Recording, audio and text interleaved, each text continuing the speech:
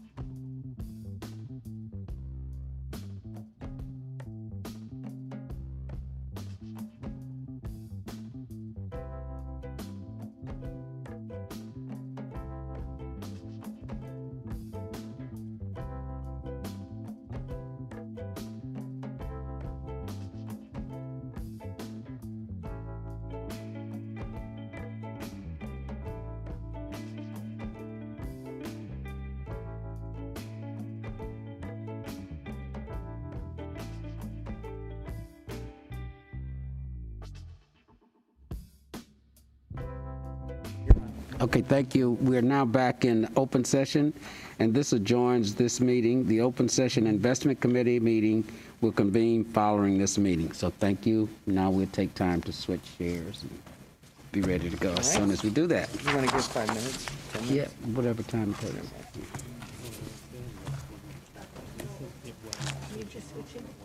No, wherever my new seat is.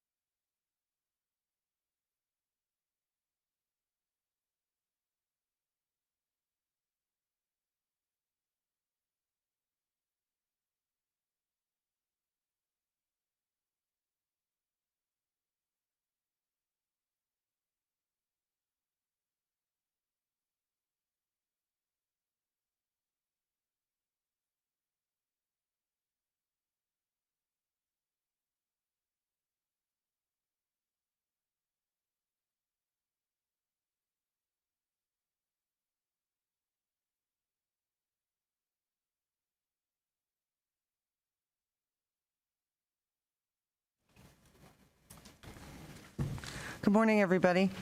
Let me make sure I'm on. Can everybody hear me? Thank you for your patience. We're all getting used to our new little environment here. I'm going to call the Investment Committee open session to order. And first order of business is roll call. Ms. Hopper? Teresa Taylor, Here. Margaret Brown. Here. Rob Fechner. Good morning. Henry Jones. Here. Frank Ruffino for Fiona Ma. Present. Lisa Middleton. Present. David Miller. Here. Stacy Oliveros. Excused. Irene Ortega. Ramon Rubacava. Here. Shonda Wesley. Betty Yee. Madam Chair, all is in attendance with excused for Stacy Oliveros. All right, thank you very much. So we have changed it up a little bit, and we are moving into public comment as our second order item for order. And I'm going to go ahead and take our phone comments first. If Mr. Kelly, or Mr. Fox, I'm sorry.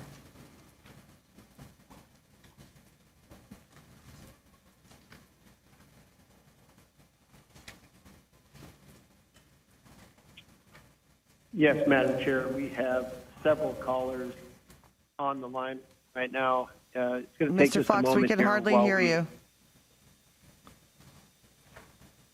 Can you speak up a little bit? Yes, Madam Chair, we'll do our best.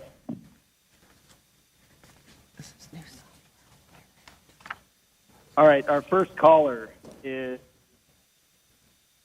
from fossil fuel, Mr. Jonathan Karp. So, Mr. Fox, I'm still having a hard time Hello. hearing you. Can you hear me now? It's a This is little Jonathan better, Karp. yeah. Speak up if you can or turn your volume up. Okay. My name is Jonathan Karp. I'm a member of the retired committee of the California Faculty Association, having retired about 2 years ago after teaching anthropology at San Jose State University for 32 years.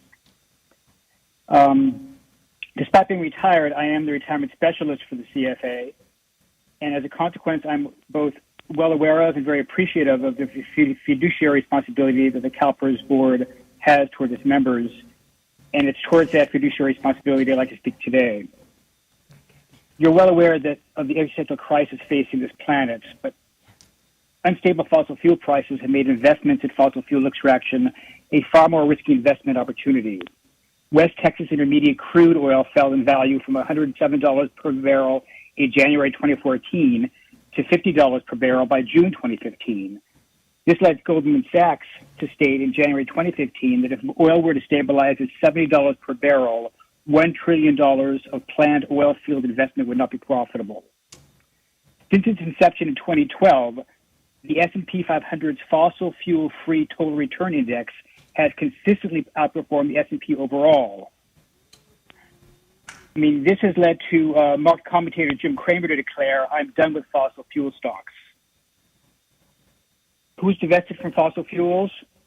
As of April 2020, the number of educational institutions, faith groups, foundations, government organizations, states, cities, and pension funds has grown to 1,192 with a total combined asset value of $14.14 trillion.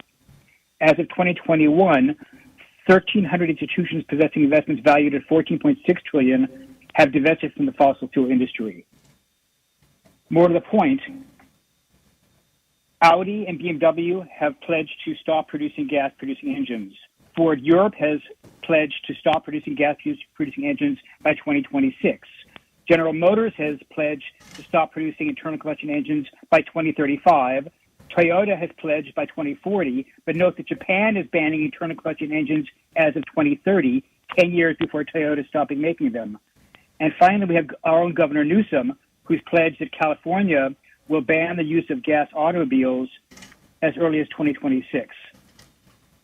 So not only is there a moral imperative for CalPERS to divest from all fossil fuel investments, Sir, we're going to there's have to a move financial on. and a fiduciary risk. Sir, can you complete your comments? Yes, Your time is up. Yes. Okay, I'm asking the board to divest from all fossil fuel holdings. Thank you very much. Thank you. Next caller, Mr. Fox.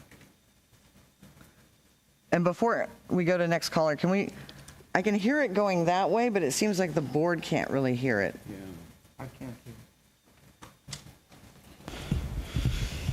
Why don't we take a pause on the phone callers or commenters and go to the in-person commenters, and we'll see if we can improve the quality. Okay, we've got a lot of in-person, so it'll be a bit of time. Okay. Mr. Fox, we're going to take a pause on the phone comments while we try to fix the sound for the board, and we'll start with in-person comments once we're finished with those.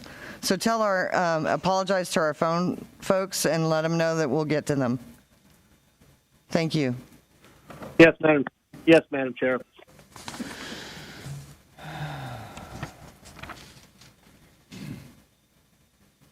Okay, so I have, I'm going to call three people up: Sheila Thorne, Margarita Berta Avia, and Sarah Thies.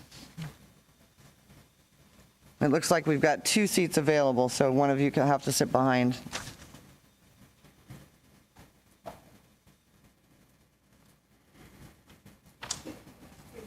Yes.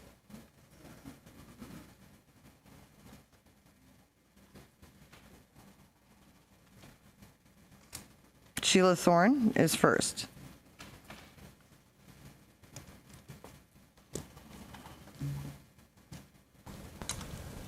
Hello, I'm a CalPERS member. Sheila, I'm sorry, put your mask on and pull your mic closer to you.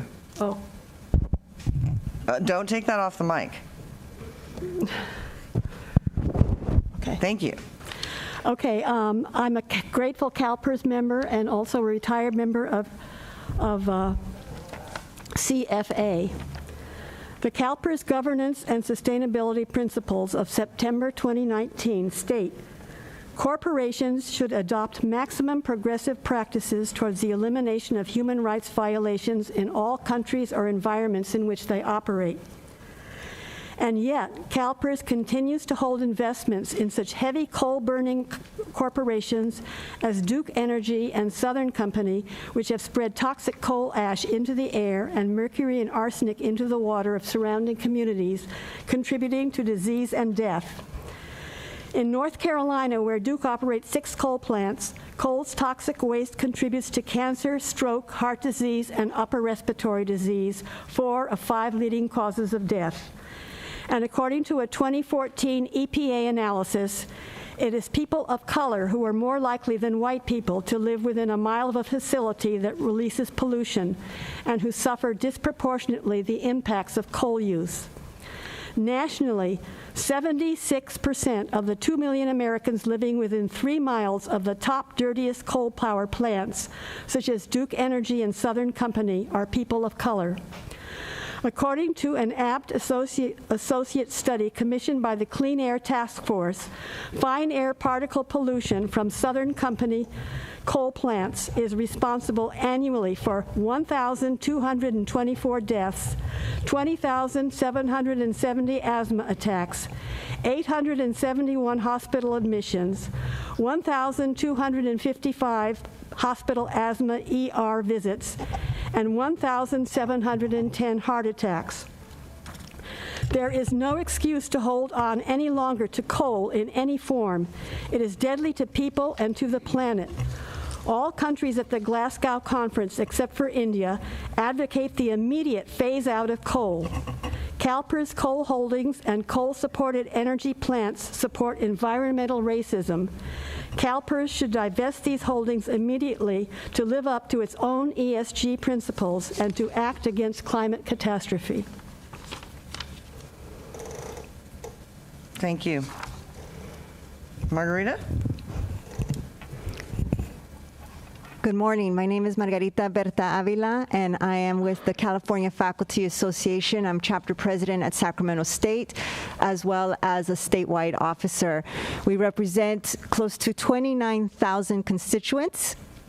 Those constituents represent tenure-line faculty, lecture faculty, coaches, librarians, and counselors. In the spring of 2021, we voted unanimously, overwhelmingly, a resolution demanding CalPERS to divest our pension from fossil fuel companies.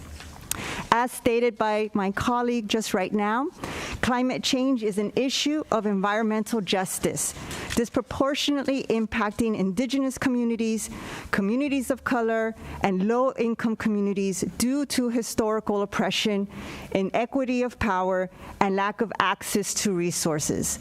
Addressing climate change is also an opportunity to address injustice, but most importantly for our members, 29,000, 23 campuses, is to not be made complicit to the acts of injustices through these actions. Thank you very much. Thank you. Ms. Sarathis? Yes, hi. As I think you all know, I'm a CalPERS retiree and member of Fossil Free California. I hope the information I share today will be helpful as you all work hard both to make decisions consistent with your fiduciary duty and to respond on a personal and professional level to the unfolding climate disaster haunting all of us. I want to share a recent article from Climate Policy Journal that looked at the financial impact of fossil fuel divestment on investment performance. It was based on data from 1973 to 2016 in almost 7,000 global companies. Here are several of their conclusions. First, as to diversification, the authors conclude that screening out fossil fuel stocks has no significant impact on the returns and risks of a global, well-diversified portfolio. There is nothing unique about fossil fuel holdings in terms of the global investment universe. Second, the authors analyze the impact of divestment during both a delayed energy transition or a smooth one. To me, their conclusions relate to whether it's necessary from a fiduciary point of view to keep fossil fuel holdings because of the current high performance or predicted high performance. They found that while earnings for fossil fuel holdings are higher in the delayed transition, the difference between portfolios with and without fossil fuel stock holdings are statistically insignificant. In other words, diversifying won't cause you to miss out on bonanza returns from the oil majors in the near or medium future. Third, as to the impact of engagement, the authors point out that in a smooth energy transition, fossil fuel companies will lose their profitability and ability to invest. They're therefore unlikely to finance the energy transition.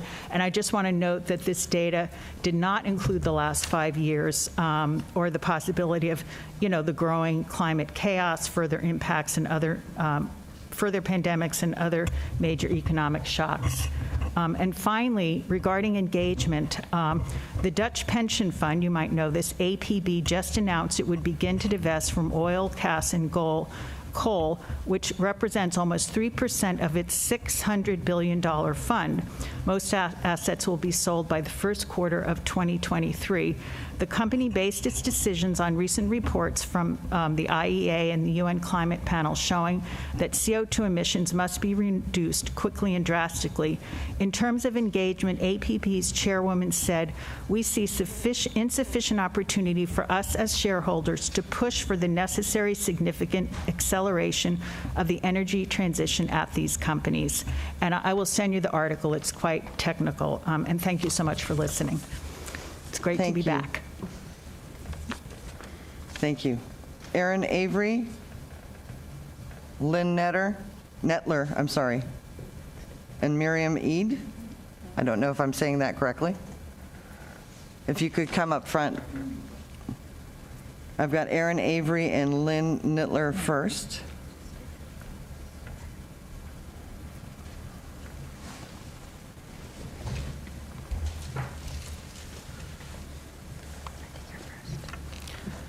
Hello. My name is Aaron Avery. I'm with the California Special Districts Association. CSDA represents approximately 1,000 independent special districts in the state of California, many of which are CalPERS employers. I'm here today to just briefly touch on the investment committee's decisions with respect to portfolio selection and discount rate selection. Can you hear me okay? Mm-hmm. Okay. First of all, I've read the materials that the staff has prepared and want to note that we're aware that private equity is in the mix for a continued investment vehicle. CSDA supports the use of private equity and understands that this committee needs to go into new areas and accentuate others in order to achieve its investment objectives. Speaking with respect to the discount rate selection question that's before the committee today, CSDA's position is that we simply want the discount rate to be as accurate as possible. And specifically, there are a number of portfolio options before the committee today that will allow the committee to achieve its investment objectives while not lowering the discount rate, and to do so in a responsible manner that will not increase costs on employers such as CSDA's members. We want to encourage the committee not to select a discount rate that goes below the current discount rate of 6.8%. Finally, I want to thank the committee, and in particular the CalPERS stakeholder relations management team for robust and continuous engagement on this issue. It has been appreciated and noticed. Thank you. Thank you, Mr. Avery. Lynn Nettler? Yes, I'm a CalSTRS retiree with my health care right here at CalPERS, for which I am most grateful. Carbon Tracker recently released a report taking stock of coal risks, which finds that worldwide, $220 billion of investment in coal plants could be stranded if the world takes action to achieve the temperature goals set out in the Paris Agreement. Stranding risk is most prevalent on the Asian stock exchanges, which account for almost $110 billion, or 90% of the total. The report looked at a total of 174 companies. I didn't check all of these, but I can tell you that CalPERS has investments in 6 of the top 10 companies most at risk for stranded assets. Investments in the 6 top companies at most risk, over 50% of the listed stranded asset is concentrated in these companies: JSW Energy, Adani, Tata, KEPCO, Tohaku, and Reliance Industries. Those are all in CalPERS. I plan to look, U.S. companies are not immune from these stranded asset risks. Exchanges in New York hold $7 billion of potential asset stranding related risks. 23% of this amount, that's $1.6 billion, relates to coal assets held by Duke Energy, followed by Dominion Energy and American Electric Power. Each accounts for 10%, $700 million worth. The website was down, your website was down over the weekend, so I couldn't check, but I believe they're your companies. Although the main focus of the report is to highlight the stranding risk for operating coal, the report separately analyzes new capacity. CalPERS also invests in some of the top 10 companies in this category. A new coal plant typically implies a commitment of 40 years. According to the report, this is a very risky bet, since these coal plants are highly unlikely to generate a return above their cost of capital over the project lifetime, as a combination of carbon pricing, lower cost renewables continuing to displace fossil fuels, and tight carbon budgets in the wake of net zero announcements leave limited space for running polluting coal plants. This may in turn lead to early closures driven by policy decisions. This is a signal to investors to avoid committing capital to listed companies investing in new coal projects. And finally, the report warns investors that by investing in companies which own coal plants, there is a significant risk of either not recouping the investment or achieving an investment return below that originally expected. Thank you. Miriam? Thank you. My name is Miriam Ide, and I'm both a young person and I also work for Fossil Free California. And I'm here today to ask you all why I feel like you're not listening. We've come to you for years asking you to listen to the planet, to the people, to the literal experience that you all have as you watch fires and drought reshape what it means to be a Californian. And I imagine that, like myself, you are all in a privileged space where you don't have to worry about what would happen if I was displaced. Would I have someplace to go? You could probably name a friend or a family member whose house you would stay at. You could identify the finances that you would be able to put aside to move, to be away from your job if that were so necessary. But that is not true of everyone. And increasingly, it will be true of fewer people because the risks are rising. I am 23 right now. I have at least probably 60 years left in my life. And every year, I look at more and more fear that regardless of where I choose to live, anywhere in the world, I will be facing displacement, whether temporary or permanent, because of climate change. And I know you care. I don't think that the CalPERS board or the CalPERS pension would have shown up in Glasgow if you didn't, at least in name, care about the future of this planet. And yet you're willing to show up in Glasgow to call for change and yet do nothing yourself. You want other people to do that work for you. You want to be able to say, yeah, I asked them to change, and they changed enough that we're clear. But I'm telling you now, fossil fuel companies are not the future. Fossil fuel companies are not going to save your investments. they're going to be the end of the world. So please consider investing in the future, not the end. Please consider looking at people like myself, people who have many years left to live, and ask yourself, do I really want to be part of why she, they, he will have to move many times in their life to escape fire, to escape drought, to escape tornadoes, to stay safe? Already, I can point to reasons why I have asthma. I can point to reasons why I wake up regularly in the middle of the night, unable to breathe. And I can tell you it has a lot to do with the fact there's a train track where there's 20 plus trains a day with fossil fuels that go past my house, within 1,000 feet of my house. I can tell you it's because I'm growing up in a polluted environment, and you have a choice to make. Will you divest from fossil fuels? Thank you. If you guys can go, Mr. Brennan, and then we will go to the callers.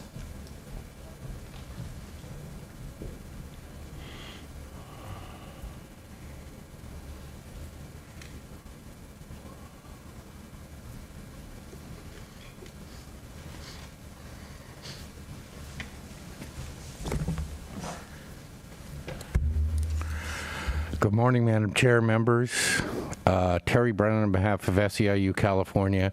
I'm here today to comment about the ALM decisions and process. I sort of echo the remarks of the representative from the special districts that we should, at a minimum, be adopting the portfolio and discount rate that matches the rate you currently have. I understand there's concerns about doing this without a sitting CIO, but my feeling is this is a choice for the board and far less dangerous than your actuarial formula that got us to the 6.8% and created this situation where we had the highest return in the last 2 decades of CalPERS, yet my members and employers are paying more into the system. The perverse incentive or understanding of that is difficult for my members to grasp. You earned over 20%, yet they're paying somewhere between 0.5% to 1.5% more out of their paycheck, as are the employers. And that decision was not made by this board, not in an open session. You adopted a formula that created this, and now we're talking about potentially going to 6.5. That's not something my members are interested in, so we're supporting at least the 6.8. Option 2 seems to make the most sense since it has lower risk and lower downside.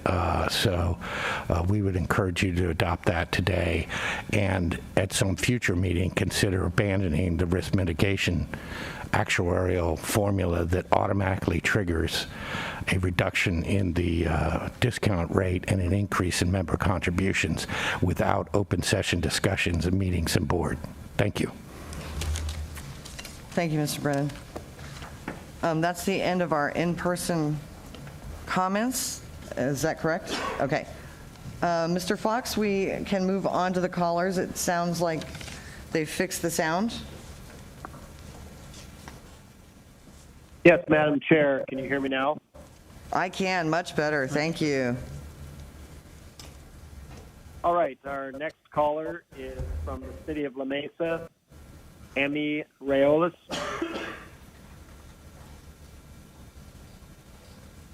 Hi, good evening. Can everyone hear me okay?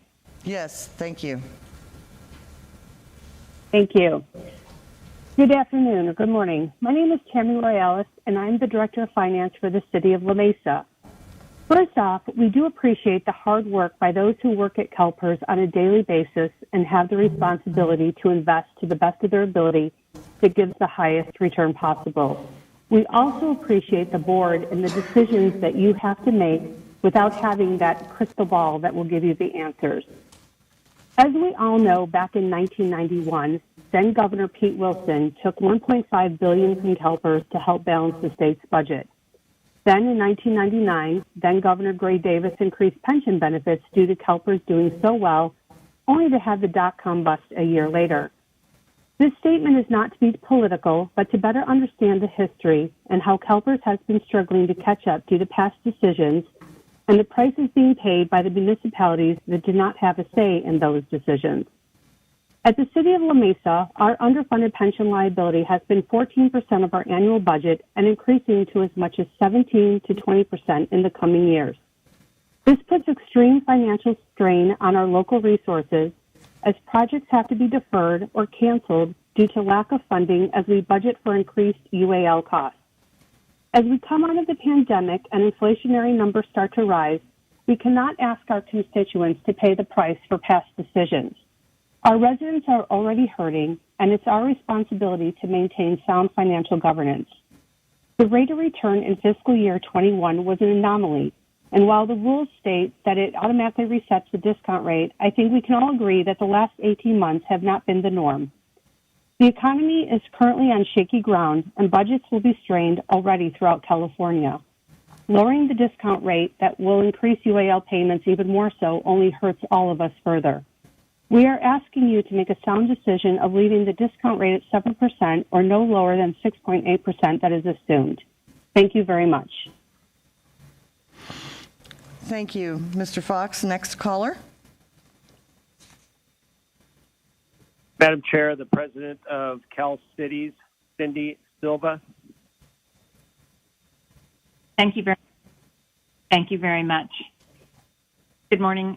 I'm Cindy Silva, President of the League of California Cities, and on behalf of the nearly 500 cities across California representing 32 million residents, I want to thank you for the opportunity to share comments on the challenges our cities face regarding pension sustainability and specifically related to item 7B on your agenda today.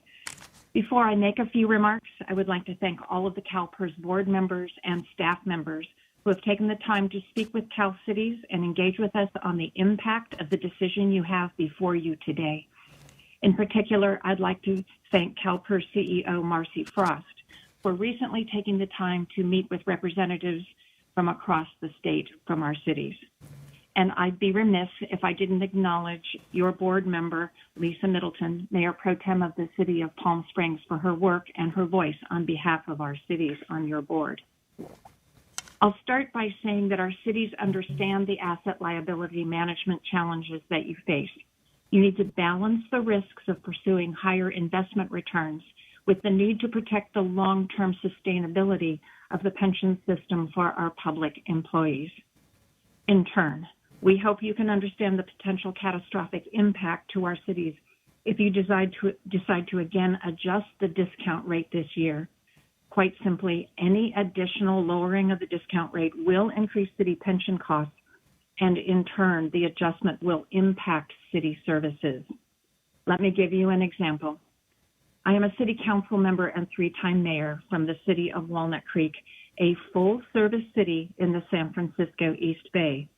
We are a city of about 70,000 residents, but because we are a center of commerce, our daytime population grows to more than 125,000 people, which significantly increases the demand for essential services for public safety and public works. For Walnut Creek this year, pension payments will be about $13.4 million, the equivalent of 15% of this year's $87 million operating budget. If you drop the discount rate just a half point, Walnut Creek's pension costs will jump another $750,000, or the equivalent of 4 fully burdened police officers. And let's remember, we just have to come through the pandemic and the economic impacts. We are working hard to basically recover from that. And for the city of Walnut Creek, the pandemic meant we had to cut services and reduce staffing to cover more than $20 million in anticipated revenue losses, and the ARPA funds only cover about 40% of that. It's because of the potential disastrous impact to our city's budgets that the League of California Cities cannot at this time support an additional lowering of the discount rate.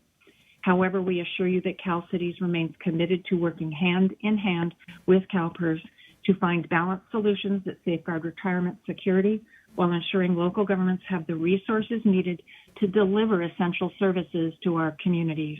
I thank you for your time and consideration. Thank you, Ms. Silva. Mr. Fox, next caller, please. Madam Chair, the next caller is with the California State Association of Counties, Jeff Neal. Good morning. Good morning, Madam Chair and members. Jeff Neal here with the California State Association of Counties. Thank you for the opportunity to speak to you today. I want to start also by thanking the CalPERS executive team and the stakeholder relations team who have, in my opinion, done an extraordinary job talking about these complicated issues with all of us over the past months. We recognize at CSAC that the decisions you'll be making related to the system's asset and liability management are difficult, to say the least. It's a complicated issue, and we know it's not simply a question of higher or lower costs for employers and employees, but a question of whether the cost risks should be taken in the short term or the long term, as well as, to a certain extent, how those costs will be shared.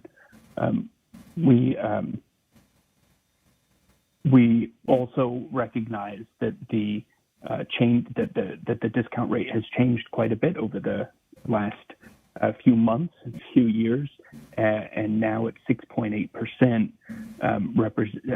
As you know from the presentations that you've seen and will be receiving today from your team, is a discount rate that is achievable with a reasonable investment portfolio. We think would echo the comments of many here, encouraging the investment committee and the board not to keep in mind the financial help of local agencies whose revenue gains have not been as strong as the states in almost every case when undertaking these decisions, and look forward to engaging with you later in the week as well. Thank you. Thank you. Next caller, Mr. Fox. Yes, Madam Chair, from the city of Pasadena, Matthew Hawksworth. Good morning. Matthew Hawksworth, Director of Finance for the City of Pasadena. I'd like to start by thanking you for taking the time at the start of today's meeting to hear our comments and the comments from concerned members and agencies. Pasadena sent a letter to all board members on November 8, 2021, regarding our concerns for the ALM proposals being considered today. While CalPERS is a long-term investor, it continues to make short-sighted decisions with ever-changing methodologies, often abandoning policies in just a few years. The constant manipulation of how unfunded accrued liabilities are accounted for and paid down by member agencies is an example of ever-changing targets and policies, from a rolling 30-year to a fixed 30-year to a ramp up and down 30-year to the current 20-year without ramps. This constant manipulation of methodologies to appease the loudest voices only harms the overall health of the plan long term. This was never more evident than when CalPERS adopted the ramp up and ramp down methodologies during the Great Recession that ultimately cost member agencies hundreds of millions of dollars in added capitalized interest costs. Today, the board is considering investment options that CalPERS cannot achieve without policy changes that require legislation. CalPERS CEO stated as recently as October 14th at the workshop with Cal Cities that CalPERS intends to and must seek legislation to be able to achieve the private equity and debt targets. The CalPERS board should refuse to approve any ALM methodology that it cannot achieve when adopted. If CalPERS cannot achieve the private equity and debt targets without legislation to expand its ability to conduct investments in closed session without appropriate public disclosure, Pasadena asks, why is CalPERS considering approval in the first place? CalPERS has been unsuccessful the last 2 years in getting legislation approved, but yet it is going to approve a methodology based on that failed legislation? It makes no sense. Lastly, when cities speak up that they do not want their rates raised and they cannot afford large increases in pension costs, it's assumed that CalPERS must take on risk to achieve greater investment returns. There is a disconnect from the mission from the statement. cities and member agencies cannot afford the volatility in contribution rates that CalPERS will likely incur when chasing discount rates. The UAL payment plan of 20 years without ramps means that gains and losses are going to create added volatility to our rates, taking on risk that may make the gains and losses even greater will only harm the member agencies in the long run. We need stable and sustainable rates, not rates based on increased risk and volatility. We ask that the board push back on the proposals and insist ALM solutions that do not require legislation to achieve. Thank you for your time. Thank you. Mr. Fox, next caller. Yes, Madam Chair, the next caller from the City of Sacramento, Lainey Milstein. Good morning. This is Lainey Milstein, Assistant City Manager with the City of Sacramento. Thank you for the opportunity to provide comment on item 7B as you consider ALM options. Before I begin, I really want to thank your stakeholder relations staff for their engagement, along with your executive, Marcy Frost, and board member, Lisa Middleton, for their efforts to engage and educate your city officials on the scenarios you will be considering today. Sacramento and many cities have struggled to keep pace with the pension contribution increases of 2016, resulting in a discount rate of 7%. This increase costs for the City of Sacramento by nearly $67 million, or more than 10% of our general funds, making pension costs currently 17 to 18% of our general fund budget. Further, we are already working on building in the effect of the move to 6.8%, which, to be clear, is not neutral, but results in increased costs over the next several years. Given already pending fiscal challenges of COVID and recent rate changes, we are supportive of the models that keep the discount rate at 7%, or, if we must, at 6.8%. As local governments continue to recover from the negative economic impacts of the pandemic on city budgets and services, we cannot support further lowering of the discount rate without devastating effects on some cities at this time. It is imperative that the committee consider employer affordability for the long-term sustainability of the fund. Additional changes at this time would impose significant burdens on cities, while focus should be on supporting local government pandemic recovery efforts. Strong local government finances are essential to the health of the pension system. Thank you. Thank you. Mr. Fox, next caller. And then I want Mark to be very vocal about, asking questions. I think we're not hearing. Yes, Madam Chair. Madam Chair, the next caller from Rancho Cucamonga, Lori Steffen. Good morning. Thank you. Can you hear me? Yes, I can. can. I'm here? Yes? Wonderful. Good morning. My name is Lori Sassoon, and I'm speaking today on behalf of the City of Rancho Cucamonga and the Rancho Cucamonga Fire Protection District to provide comment on item 7B regarding the discount rate selection. Echo the other commenters that we appreciate the efforts of the board and the staff to work with us and to reduce risk and improve the funded status of our plans. However, we would urge the board to consider the downstream impact of those changes on public employer budgets. We would note that page 23 of attachment 1 to this item shows even with the current discount rate, public agency employers are facing mean safety pension rates of more than 40%, with many agencies having rates at or near the 50% of payroll level. As Lainey from Sacramento mentioned, those rates have been a result of the changes made in 2016 that we continue to wrestle with. Those types of rates put pressures on our agencies to hold the line and even reduce payroll, which, as you know, creates other types of adverse pressures on the plans. It also reduces our budget ability to work on prepaying our UAL balances, as increases in normal costs puts further pressures on our budgets. So we would urge you to continue to hold the discount rate at current levels and consider other modifications to the portfolio that balance risk and return while aligning with your CalPERS overall objectives for the fund. Thank you. Thank you. Mr. Fox, the next caller. Yes, Madam Chair. The next caller, Sarah Duckett from Rural County Representatives of California. Thank you. Morning, Board. Good morning, Board. Sarah Duquette on behalf of the Rural County Representatives of California, commenting on item 7B. First, we would like to thank CalPERS staff for all their work in bringing forth varied options in the selection of a discount rate and investment portfolio. We believe that actuarial, investment, and financial offices have taken a thoughtful, measured approach that prioritizes CalPERS investment beliefs, including a long-term investment horizon, strategic asset allocation, and taking risks where there is a strong belief the fund will be rewarded. Reflecting on RCRC's input several years ago, our member counties continue to seek predictability and stabilized contributions.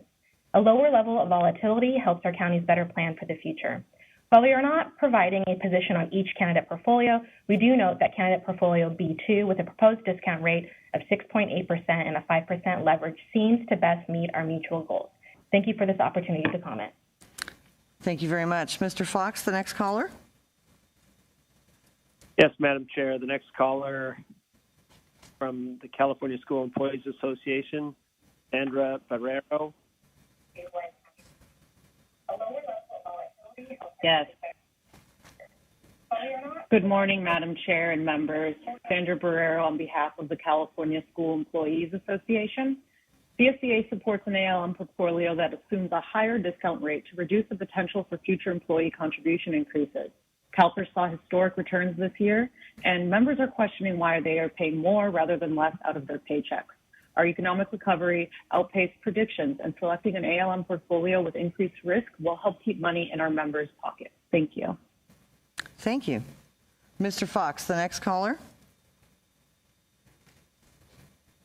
Yes, Madam Chair. The next caller from the United Mine Workers of America, Philip Smith. Good morning, and thank you for making some time for me. My name is Philip Smith. I'm the Director of Communications and Government Affairs for the United Mine Workers.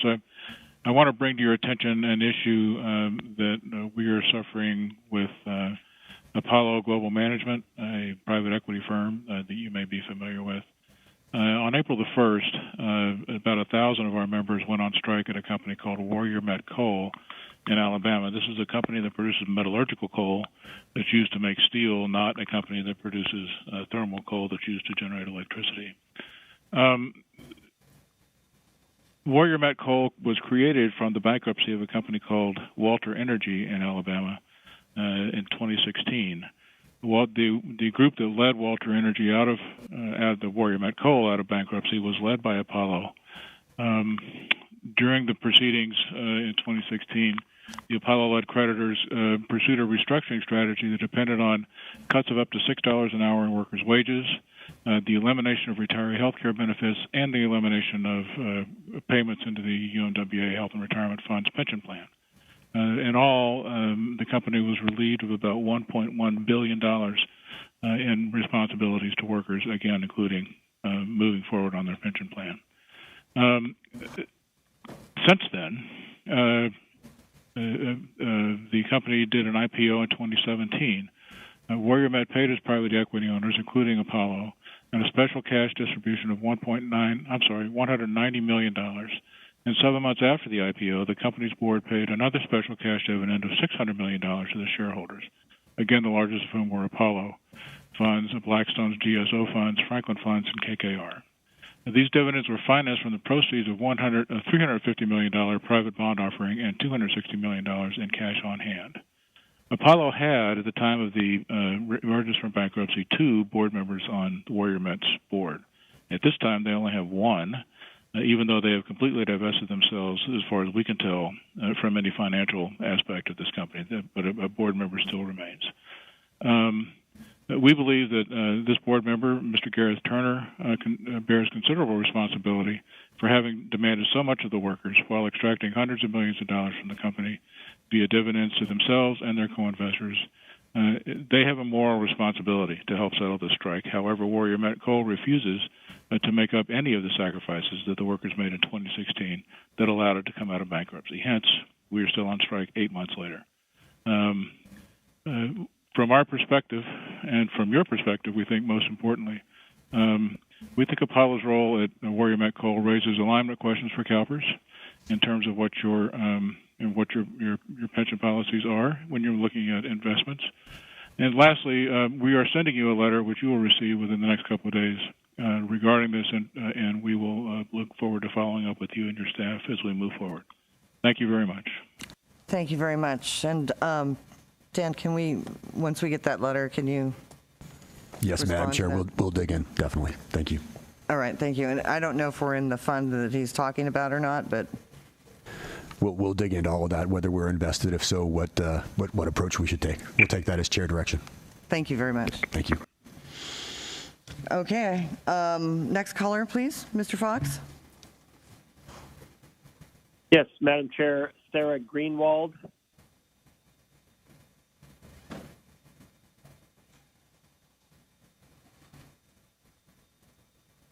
Hello?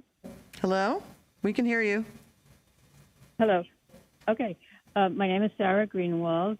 You erudite ladies and gentlemen are ones I do not need to tell about climate change. You know that what's needed for the world to cut its carbon emissions output is going to be difficult. But the good news is that what you need to do is relatively easy. You've also heard the estimates that if CalPERS had divested 10 years ago, they would have increased their profits by billions of dollars. So I ask, get your money out of a losing investment. This is a double win that CalPERS has not been taking advantage of. We'll change that now. Our nation and all nations have a lot of work ahead of us. We must invest in that work, not in old-fashioned fossil fuels that need to go anyway. Thank you. Thank you very much. Next caller, please. Yes, Madam Chair, the next caller, Lisa Sparaco from the California Faculty Association. Good morning, and thank you for taking my call and seriously considering the comments of my colleagues this morning. My name is Lisa Sparaco. I'm an annuitant, a retired CalPERS pensioner at San Diego State University. I'm also a member of CFA, representing over 29,000 academic workers in the CalPERS system. I'm a voter in California and a global citizen concerned about climate crisis impacting all of us. I'm calling to urge CalPERS to divest from fossil fuels. The role of fossil fuels on climate change is indisputable across the fields of science and knowledge. Last spring, CFA passed a resolution calling on CalPERS divestment from fossil fuels, which received broad support from members across our 23 campuses. We will also be doing more actions related to this to encourage CalPERS to divest. As academic workers in the CSU, we have scientific research and academic data indicating that it would be fiscally sound to divest our pension funds from fossil fuel. In short, fossil fuel is no longer a viable investment option, decreasing returns, especially for pension funds, not to mention the moral imperative to do the right thing for our children's children. The UC system has already divested, as have other Ivy League schools like Harvard and Rutgers. Many CTA chapters and State Treasurer Fiona Ma are encouraging CalSTRS to divest from fossil fuels. And many other industries, as shared by others this morning, are divesting and diversifying without risk to their funds and portfolios. To the contrary, their increased earnings speak loudly to divesting from fossil fuels. Working for the state of California has been a source of pride for me, and throughout my retirement process, the folks at CalPERS have been consistently helpful, allowing me to focus on other matters. Without good health care, I would not be able to enjoy a healthy lifestyle. And any risk for CalPERS is a risk to my personal well-being. Investing in fossil fuels is risky business. It's not sustainable fiscally nor environmentally. Climate change resulting from the extraction, consumption, and resulting pollution from fossil fuels is the greatest threat to our collective well-being, including the employees and workers of CalPERS. I'm a new grandmother, and I'm quite aware of the consequences of fossil fuel consumer habits on generations to come. In sum, CalPERS must act now for three basic reasons. Public health is in dire distress due to the ongoing pandemic, and the cost of pension funds from preventable illnesses, stemming from the use of fossil fuels are not sustainable. Research and development are urgently needed in alternative energy and technology, and divesting from fossil fuels will allow CalPERS to leverage its economic stature, define solutions, and shape public policy leading to government action. And third, investing in fossil fuels is not fiscally sound policy, as evidenced by a growing number of universities, public and private sector organizations around the world. Current and future employees in the state of California deserve greater economic security. So in closing, divesting from fossil fuels is fiscally sound, socially responsible, scientifically supported, and morally just. It's time to do the right thing. Diverse CalPERS from fossil fuels from the people. Thank you, ma'am. You're out of time. And in the name of climate justice. Thank you. Thank you. Next caller, please, Mr. Fox. Madam Chair, we have Todd Snyder. Good morning, everyone. Thank you for the opportunity to speak to you today. The fiduciary responsibility of CalPERS is to invest the money that the California public employees contribute. And as we can see, that the most heavily subsidized industry in the history of our economy is failing. I demand that you divest immediately from the fossil fuel industry that is contributing to the climate emergency, and that you think of your grandchildren and your families and what kind of world you're going to leave them. Going to COP26 in Glasgow, Scotland is a gesture. But what we really care about is action. So your PR stunt and palling around with merchants of death and their lobbyists may get you a few days of headlines and good press, but you still have $9 billion invested in merchants of death. Please wake up, invest in clean energy, do your fiduciary responsibility, and divest all of your holdings from the merchants of death. Is that it? Thank you. Mr. Fox, next caller. Yes, Madam Chair. Carlos Davidson with the California Faculty Association. Good morning, CalPERS Board. Thank you for the opportunity to speak today. I'm a member of the California Faculty Association, which represents 29,000 faculty, librarians, counselors, and coaches in the California State University system. We are all CalPERS members. As you heard from several other speakers, earlier this year, our union overwhelmingly passed a resolution calling on CalPERS to divest from fossil fuel companies. I understand that CalPERS prefers shareholder engagement with fossil fuel companies over divestment. I believe your efforts, while well-intentioned, are actually detrimental to addressing climate change. Former SEC Commissioner Beavis Longstretch put it this way, quote, "Indeed, engagement is likely to assist big oil and big coal in postponing the day when governments limit the burning of fossil fuels. The International Energy Agency reckons that if governments act to compel adherence to the carbon budget necessary to have a chance of holding the planet to only 3.6 degrees Fahrenheit rise in temperature from pre-industrial levels, it will cause big oil and big coal to lose about $1 trillion a year. Engagement with investors like Harvard, institutional investors like Harvard, gives the fossil fuel giants the protective cover they need to stretch out the transition process to renewables for as long as they can. It legitimizes talk over action," unquote. Despite more than a decade of yours and many others' efforts at shareholder engagement, fossil fuel companies remain the single most powerful obstacle to governments addressing climate change. A recent CNN headline is painfully illustrative. It was, quote, Big oil goes all out to defeat Biden climate rules in Build Back Better plan, unquote. Shareholder engagement is a failure for climate change.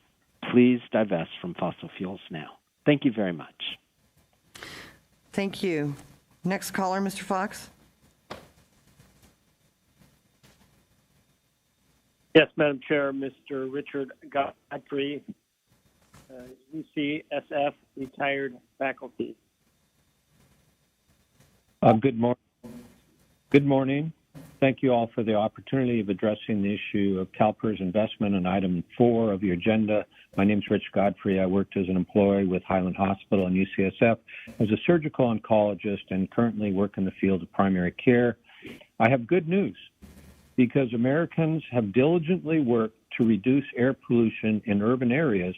Life expectancy has increased by 18%, as documented in the journal Epidemiology.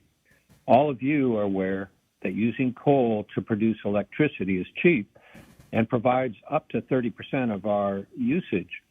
But the true cost is from the release of carbon monoxide, sulfur dioxide, mercury, and heavy metals. As many as 300,000 infants will have developmental defects as a result of fine particulate matter pollution. And for adults, we encounter asthma, emphysema, cancer, and premature deaths. The good news is you can help prevent this. Please divest from all coal-related companies and corporations, and I thank you for making wise and moral decisions on behalf of all CalPERS employees. Thank you. Next caller, please.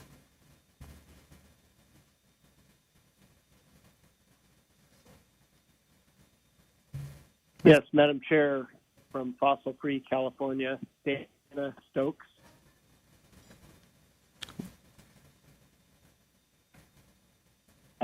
Good morning, Board Chair and other board members. Thank you for this opportunity to address CalPERS investment.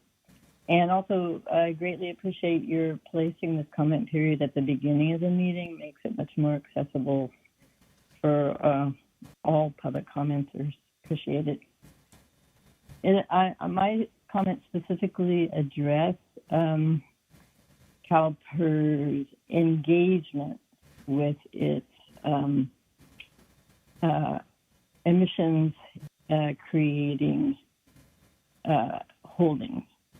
It's become obvious that the only way we can avert catastrophic climate change is to transform the existing fossil fuel-based economy into a fossil-free one as quickly as possible. This obviously requires altering our individual and collective investment and consumption behavior. CalPERS claims it is contributing to this transition by engaging as a shareholder with gross emitter Climate Action 100 companies. But this engagement so far has produced no measured greenhouse gas reduction results from these companies, at least as far as I can find on the Climate Action 100 website. That website indicates that only 38% of targeted oil gas sector Climate Action 100 companies have adopted short-term, and only 21% have adopted medium-term Scope 1 and 2 greenhouse gas emissions reduction benchmark targets. Only 54% of those companies have adopted long-term net zero by 2050 emissions reduction targets. In addition, 68% of upstream oil and gas focused companies in Climate Action 100, their unsanctioned projected oil and gas project capital expenditures, this is from 2020 to 2040, do not meet the demand constraints of the International Energy Agency's beyond 2 degrees scenario. Additionally, the Carbon Tracker Initiative recently reported that 94 of the 167 Climate Action 100 plus target companies do not account for climate-related risks in their financial statements and audits. CalPERS has, from what I can see on the Climate Action 100 website, CalPERS has not established carbon reduction pledge deadlines for Climate Action 100 plus companies. It has not established emissions reduction reporting requirements or timelines for those companies. And I can find no consequences for inaction by Ma'am, those can companies, such as divestment. Can you end your comments because you're at the end of your time? Yeah. CalPERS pension fund holders like me want to see real, measured climate risk reduction in the CalPERS portfolio. Please stop greenwashing and incorporate real, measurable teeth and consequences for company inaction in your Climate Action 100 shareholder engagement. Thank you. Thank you. Mr. Fox, next caller, please. Madam Chair, that concludes public comment for this time frame. Okay, thank you very much. And thank you, everyone who came in person and who stayed on the phone. I want to thank our people from our cities and local agencies. We hear you, and SEIU. We do hear you. And also, Mr. Bienvenu, I was wondering if we could look at, and I don't know if you have to work with Ann for this, but to look at where, if we're going to meet the Paris Accords, where our stranded assets might be, and have a report. I mean, obviously we're in the middle of ALM. I don't expect it now, but after the first of the year, if we could look at that and have you and Ann work together on that, that would be really helpful for this situation. Because I agree, I'm reading a whole lot of articles where all the people that made these Climate Action 100 plus commitments and net zero commitments, and I know we need more data and stuff, but they're not holding to these commitments, and they're continuing to, pour more money into dirty fuel. So if we could look at that, that would be very helpful, I think. Certainly, we can dig into that exact topic. Certainly, stranded assets is something that is occupies a lot of our time and energy, looking at through the integration of into our investment decision making process. But we can definitely come up with a report for this committee and then take it from there if that works. Great, I'd appreciate that. We'll take that as chair direction also. Okay, that brings us, I believe, to the end. Oh, I'm sorry. I did see two people here, and I almost forgot. Oh, okay. And I did want to say one other thing real quick that we, before I start with Ms. Brown first, that somebody addressed our private debt issue, and I just wanted to make sure everybody knows that we're trying to bring private debt in-house. It has nothing to, we can do private debt, but somebody made a comment about having to do some legislation to meet our rate of return, and that's, we don't have to do legislation. We would like to bring that in-house to make sure our state employees can do that work. So, Ms. Brown, you're next. Let me make sure I can get you on. You, looks like you're on, go ahead. Let me try. Now it went off. Try again. There you go. Now it's red. Thank you. Thank you, Madam Chair. I'd like to, first of all, thank the staff for putting public comments at the front. I know that it's very difficult to hold on the phone or wait here all afternoon to make your comments, and so I do appreciate the fact that we did change up the agenda to allow public comments first.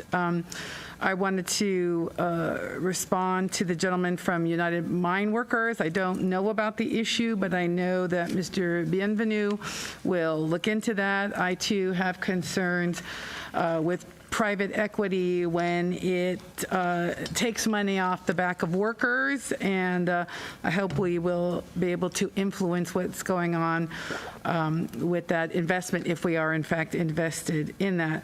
I also want to thank all the people who provided comments about the ALM adoption, and I do share the City of Pasadena's concerns that we should adopt a solution that is both stable and sustainable. As somebody with an accounting and finance background, I do know that the volatility in the payments and the changing of the methodologies are problematic, and we need to give cities and agencies some stability in what's coming forward.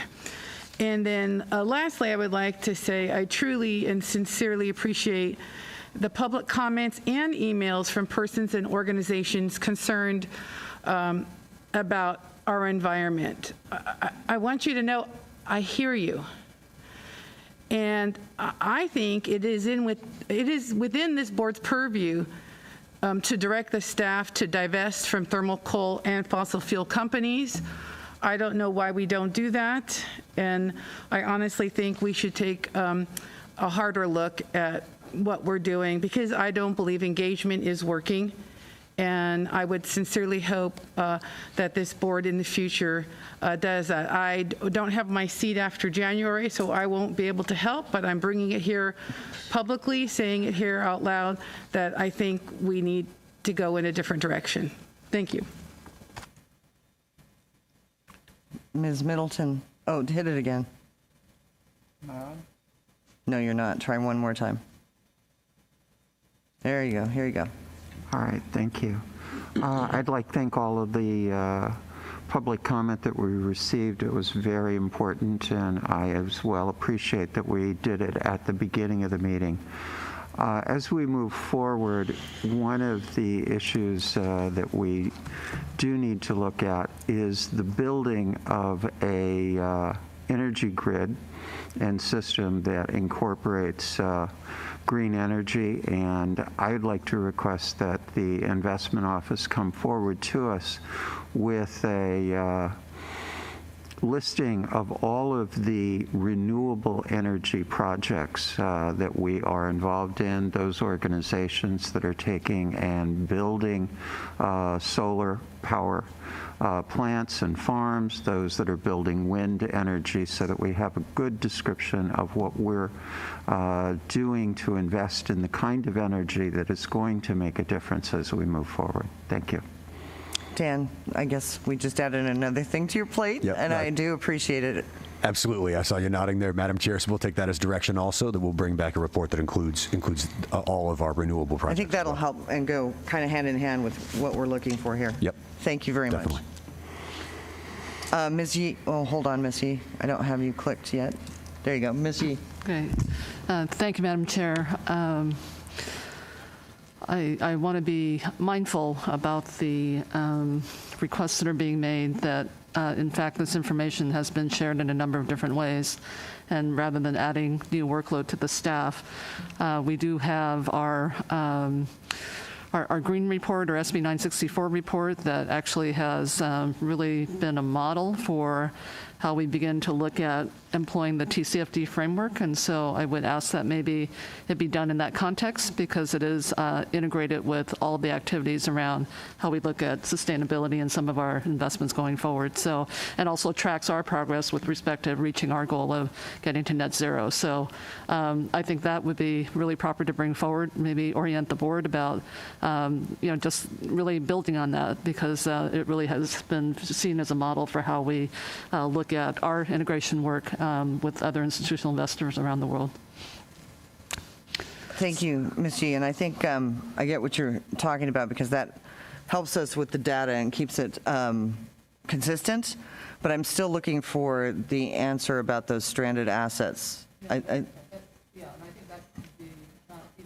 In that context. The problem is that we're, on the one hand, trying to do integration, so you're going to see a lot of that embedded in some of the asset classes and not necessarily kind of distinct investments. And so, whether it's our real assets or other asset classes, so, and the staff can tease all that out. But I really want to kind of stick to this framework, because the major problem, as someone pointed out, is data and how we're reporting this. And I think we just have to be part of the leadership in building, how we look at the data that we're all trying to operate under in moving to our net zero goals, net carbon goals.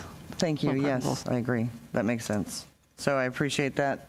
And I appreciate all our speakers again. Thank you very much. I'm very happy that we did move this to the beginning of the meeting. Thank you very much, staff, for doing that.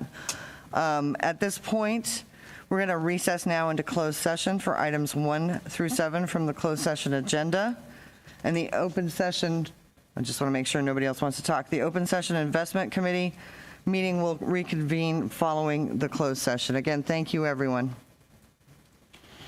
And I would say let's give it 15 minutes because I think our court reporters need a break anyway. So at 10:30, we will reconvene into closed session in here. Yeah.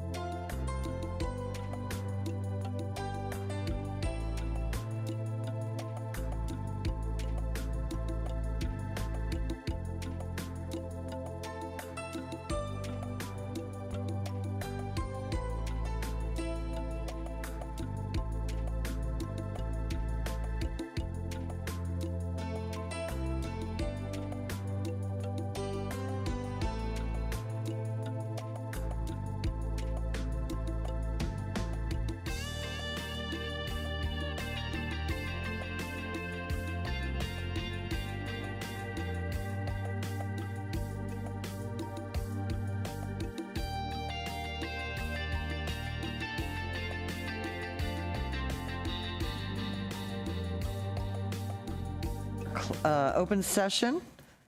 And after public comments, first of all, I want to make sure, because I'm not sure I said this earlier, please be aware that the meeting is being transcribed by our court reporters remotely. And I want to move on to item number 3, approval of the November 15th, 2021 Investment Committee timed agenda. I need a motion. So moved. Moved by Mr. Miller. Second. Seconded by Mr. Jones. Ms. Hopper, can you take our vote, please? And this is an electronic vote, guys. So all those in favor? Okay, all those in favor? Aye. All right. Yeah, all those against? Okay. Thank you. Moving on, item 4, executive report. Dan? Yes, thank you, Madam Chair. Good afternoon. Before I get to my opening remarks, I do want to take a moment to acknowledge Samiso Nzima, who is with us here today as our newly appointed Managing Investment Director for Global Equity. Samiso has a wealth of experience, including both equity analysis and portfolio management before joining CalPERS some 16 years ago.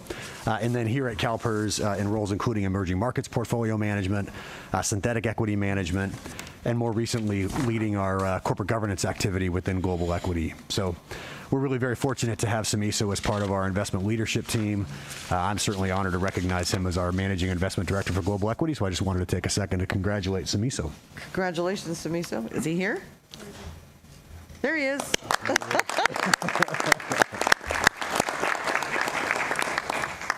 All right, now as I was preparing my opening remarks and looking at the agenda, it occurred to me that we had one kind of common theme about today's agenda, and that is that CalPERS being a long-term investor. You know, we speak to this clearly in our investment beliefs, that a long time horizon is a responsibility and an advantage.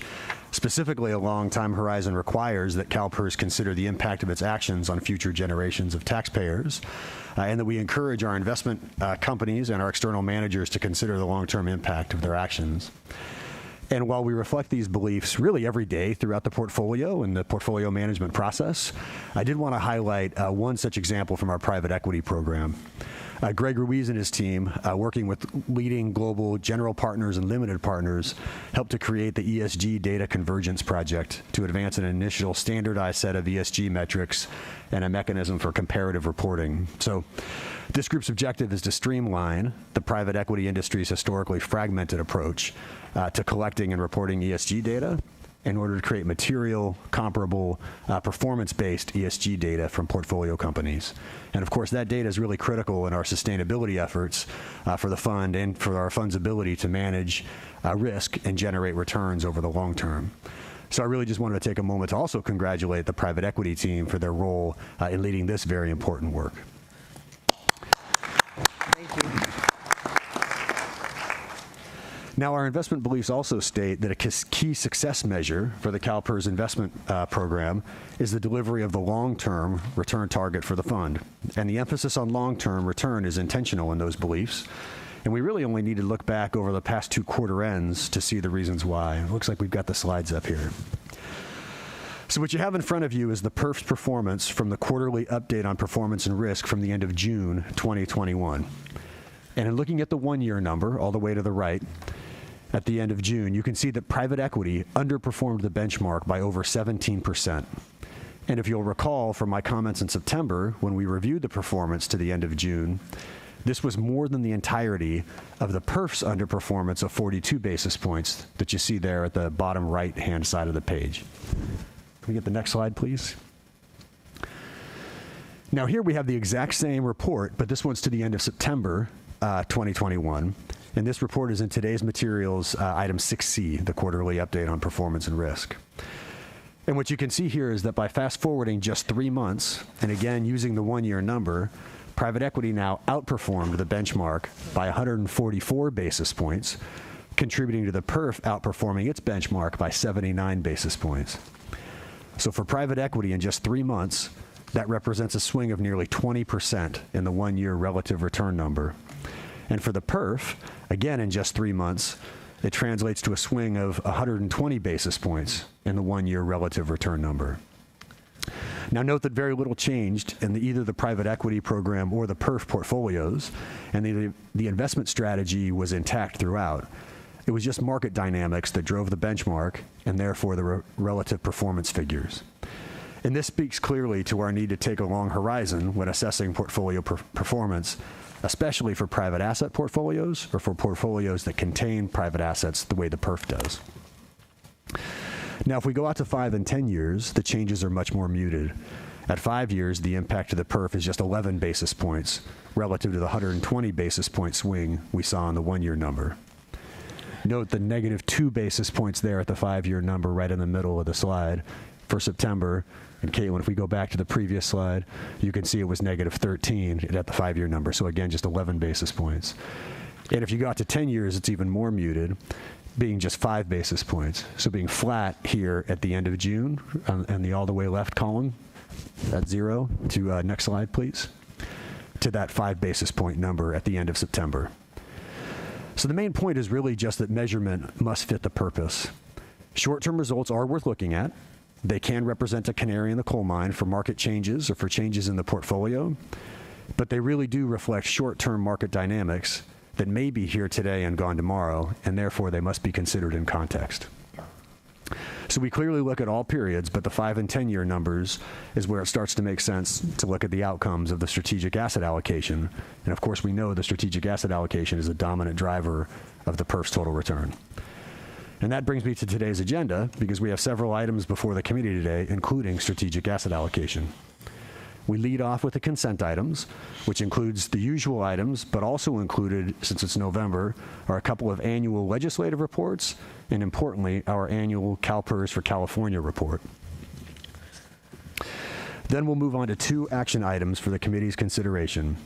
The first is a continuation of our asset liability management work, now pivoting to the affiliate funds and specifically presenting capital market assumptions for adoption by the board, following the same methodology as that of the PERF. And these assumptions, of course, are critical building blocks in the development of candidate portfolios for the committee's consideration in March. And the second action item represents a further step in the ALM process for the Public Employees Retirement Fund, or PERF, looking to adopt both a discount rate and a strategic asset allocation to support that discount rate. And then the final item for today will be an information item, the annual review of the board's survey results regarding your investment consultants. And that's what we have before us today. And with that, Madam Chair, I'll turn it back to you to take any questions or to take us through the agenda. Certainly. Thank you, Dan. So we do have some questions. Ms. Brown. Thank you. I noticed the agenda is very full, but we are missing information regarding my questions in September about our China investments in terms of Evergrande and real estate holdings, as well as any losses that we may have incurred as a result of changes by the government over there. So were you unable to get it on this agenda? I might be able to understand that, but I'm just wondering where we're going to get that update. Yeah, so from September, I believe we were directed to send a report to the board, which was done, is my understanding. Is that got to all board members, but not to agendize? Yeah, so I did receive the report, but the problem is it's just one data point. It just tells us what our holdings are. It doesn't actually answer the question which I asked, which was, how much money have we lost? I was concerned, like MSCI went down like 8%, and there was a lot of losses as a result of, I think, Evergrande, and then the changes for technology and what the government is, happening over there. And so you gave us one data point, but that doesn't tell us anything. It just says what our current holdings are. So again, if that information could be a little more robust and talk about the changes or any, gains or losses, it'd be helpful to know. So pursuant to what I was just saying about short-term performance, one of the challenges of looking at performance is what time period you use. So over the last maybe year, I would say China has underperformed the global equity exposure in the equity space. I would say over the longer term, China has at least held its own, if not slightly outperformed, and it's a diversifier, but it really depends on what time period you use to talk about how the performance has been. And that was one I'll take a 3-year peak, going fiscal year, if that's possible. So I don't remember that being the question. I do remember her wanting to know what the holdings were. So, I mean, if you want to put that out on email, if you can do a 3-year look. We can certainly do a 3-year performance for our Chinese equity investments versus the rest of the portfolio. Thank you. We can take that as chair direction. Sure. Thank you. Mr. Jones. Yeah, thank you, Madam Chair. I don't want to have it pulled for a full discussion, but I would ask if they could highlight the CalPERS for California Report 6I to talk about our investments in California, how it's adding to our California economy and creating jobs. It's just a brief, high-level few comments, Madam Chair. Do you want to do that, Dan? Happy to. So we actually have the consultant that prepared that report joining us today, and so maybe I'll ask Pacific Community Ventures to see if they can come up and quickly just give us a couple of highlights from the report, if that helps, Mr. Jones. Thank you. Okay. Thank you. Thank you.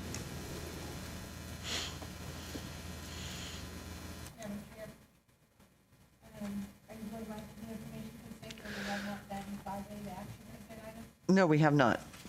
So why don't we wait until we get there? We're almost there. So I need 5A, action consent items, approval of the September 13th Investment Committee meetings minutes. Moved approval by Mr. Miller. Second. Seconded by Mr. Jones. Pam, this one is required to be electronic? Nope. All right. All those in favor, say aye. Aye. All those opposed? Seeing none, motion passes. On to agenda item 6, and that's the information consent items, and the only thing that I got asked to pull was CalPERS for California reports, and if you would give us a few highlights on that. Right to your left, I believe. Is this on now? Yes, you are. Thank you. Hi, my name is Bulbul Gupta. I'm the CEO for Pacific Community Ventures. We helped prepare that report.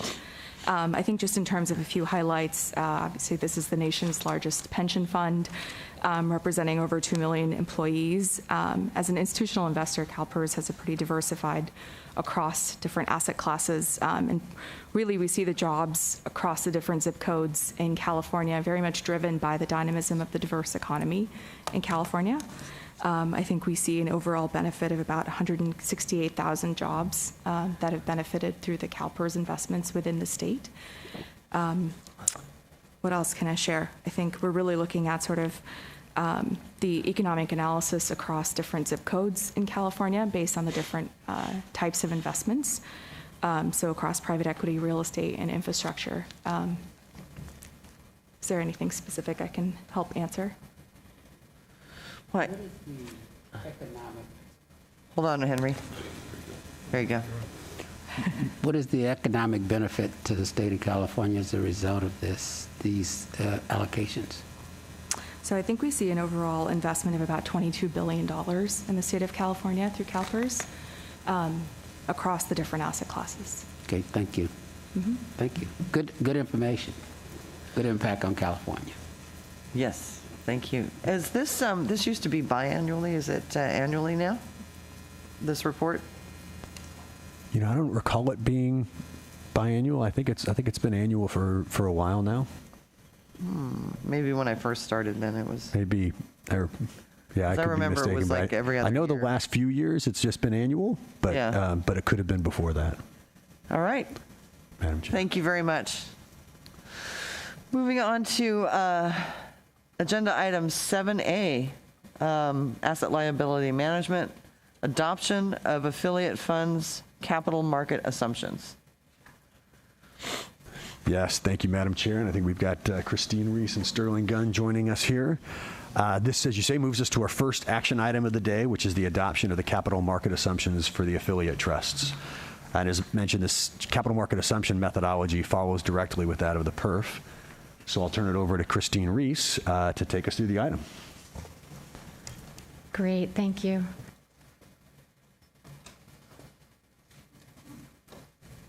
Thank you. All right, good afternoon, Madam Chair and members of the committee. Christine Reese, CalPERS team member. I'm here to present for adoption the capital market assumptions for the affiliate funds. The affiliate fund CMAs have been developed using the same method as was used for the Public Employees Retirement Fund CMAs, which were adopted at the September Investment Committee meeting. The CMAs include, let's see, we go to page 3, the projected returns for 5 years, 20 years, and projected volatility for 20 years. And on page 4 is the asset class correlations for 20 years. Similar to the presentation at the September meeting, there is information about economic scenarios in the appendix. The CMAs we're asking for approval for are based on a baseline economic scenario. There's also information in the appendix about the upside, the downside, and the related CMAs, although we were not asking for approval of those, the information in the appendix. So in conclusion, we are recommending adoption of the affiliate fund CMAs shown on pages 3 and 4, which will then be used to develop the candidate portfolios to be brought back to the committee for adoption in March of 2022. And that concludes my presentation. Happy to take any questions. Thank you. And I do have some questions. Ms. Yee. Thank you, Madam Chair. Thank you for the presentation. Just a couple of questions for clarification. So in the affiliate funds, capital market assumptions, they include the global public equity and the U.S. public equity. I was wondering why those are included there when the PERF global equity capital market assumptions broken down by cap-weighted and non-cap-weighted. Yep. It's a great question. The reason that the U.S. public equity is represented is in our defined contribution program with the target date funds. We do have a U.S. equity sleeve and a international ex-U.S. sleeve. So it's constructed a bit differently than it is for the PERF. And so we need both of those, both the global and the U.S. represented in the CMAs. Okay. Okay. Got it. And then the rationale for including private equity in the affiliate funds capital market assumptions. Just curious about that, given that the discount rate is generally lower than the PERF. So. Yeah, private equity is something that the affiliate funds have grown over time. It is an asset class that deserves to be evaluated to determine if it is appropriate for any of the trusts. We're not saying it is, and we're not saying it isn't. We're just wanting to include the CMA so that we can then do the evaluation. and we would bring that information back to the committee in March. Got it. Okay. That makes sense. Great. Thank you. You're welcome. Thank you, Madam Chair. Thank you, Betty. Mr. Jones. Thank you, Madam Chair. The question I have is about on the slide about economic scenarios. And I'm going to ask the questions now. I know it's the same chart as in our next presentation, but I'll ask it here and I won't repeat it when we get to the next item. And it's regarding, number one, is regarding the inflation, baseline inflation, upside and downside. And I'm just wondering, with all of the new current discussions on inflation rising at a very rapid rate, does that inform your decision of any changes on these inflationary rates? You know, Mr. Jones, we were expecting that question. So the short answer is no. It does seem that inflation has been a little less transitory than we would have expected, but certainly ours are 20-year type assumptions, and like the Fed, we would keep our assumption. However, we're happy to dig further, and both Scott and Sterling are here to dig into that question if helpful. Okay. It doesn't need to be here. I just want to get a feel for it. I may bring it up again. I just wanted to hit it since this came up first, okay? Right, okay. Bring it up in the next, because they discussion inflation in the next session, okay. Session, and the second question on this page is no assumptions made on U.S. fiscal infrastructure bill. And I assume this was developed before the signing of the infrastructure bill. Do you have any different viewpoints on the implications of the infrastructure bill at this time? I know this was prepared before that signing, but now it has been signed. Again, a very similar answer. So yes, the slides were prepared before the bill was signed. That's the reason that it's reflected in the slides the way that it is. But again, no specific impact from that bill. Okay. Okay, thank you. Great, thank you. All right, so this is an action item. Mr. Fechner has moved approval. I need a second. Second. Second by Mr. Jones. Pam, all those in favor? I can do it that way, or do I need to do electronically? Okay, all those in favor? Say aye. All those opposed? All right. 7A passes. We're moving on to 7B. And that is the trust level asset liability management for the PERF and the discount rate selection. So we're looking at that right now. Thank you. Yes, so moving on to 7B, we have our second action item of the day, namely adoption of a discount rate for the PERF and then the strategic asset allocation that supports that discount rate. And it looks like we have Sterling and Scott joining us. Recall that in September, we discussed 3 possible methodology changes, namely optimizing on drawdown rather than optimizing on volatility. Secondly, the strategic use of leverage. And then third, exploring multi-period optimization. And after September's discussion, we're here with candidate portfolios that are optimized on drawdown. They do have strategic leverage as an option for the board to adopt. And then their portfolios with single period optimizations. And given the added complexity that comes with multi-period, coupled with the discussion in September, investment staff believes that single period is the better approach at this point. So the candidate portfolios that you'll see in the body of this item reflect single period optimization. So I'll turn it over to Sterling and Scott to take us through this one. So Sterling, over to you. Thank you, Dan. Good afternoon, everyone. I'm here with Scott to present the 5 candidate portfolios that we've developed with the methodologies that Dan has just described. Believe that the 5 candidate portfolios you see actually do span a reasonable range of choices with different balances between contribution rates, between funding ratio, between portfolio risk and expected returns. So I think it's a pretty good suite of representative of a reasonable choice set.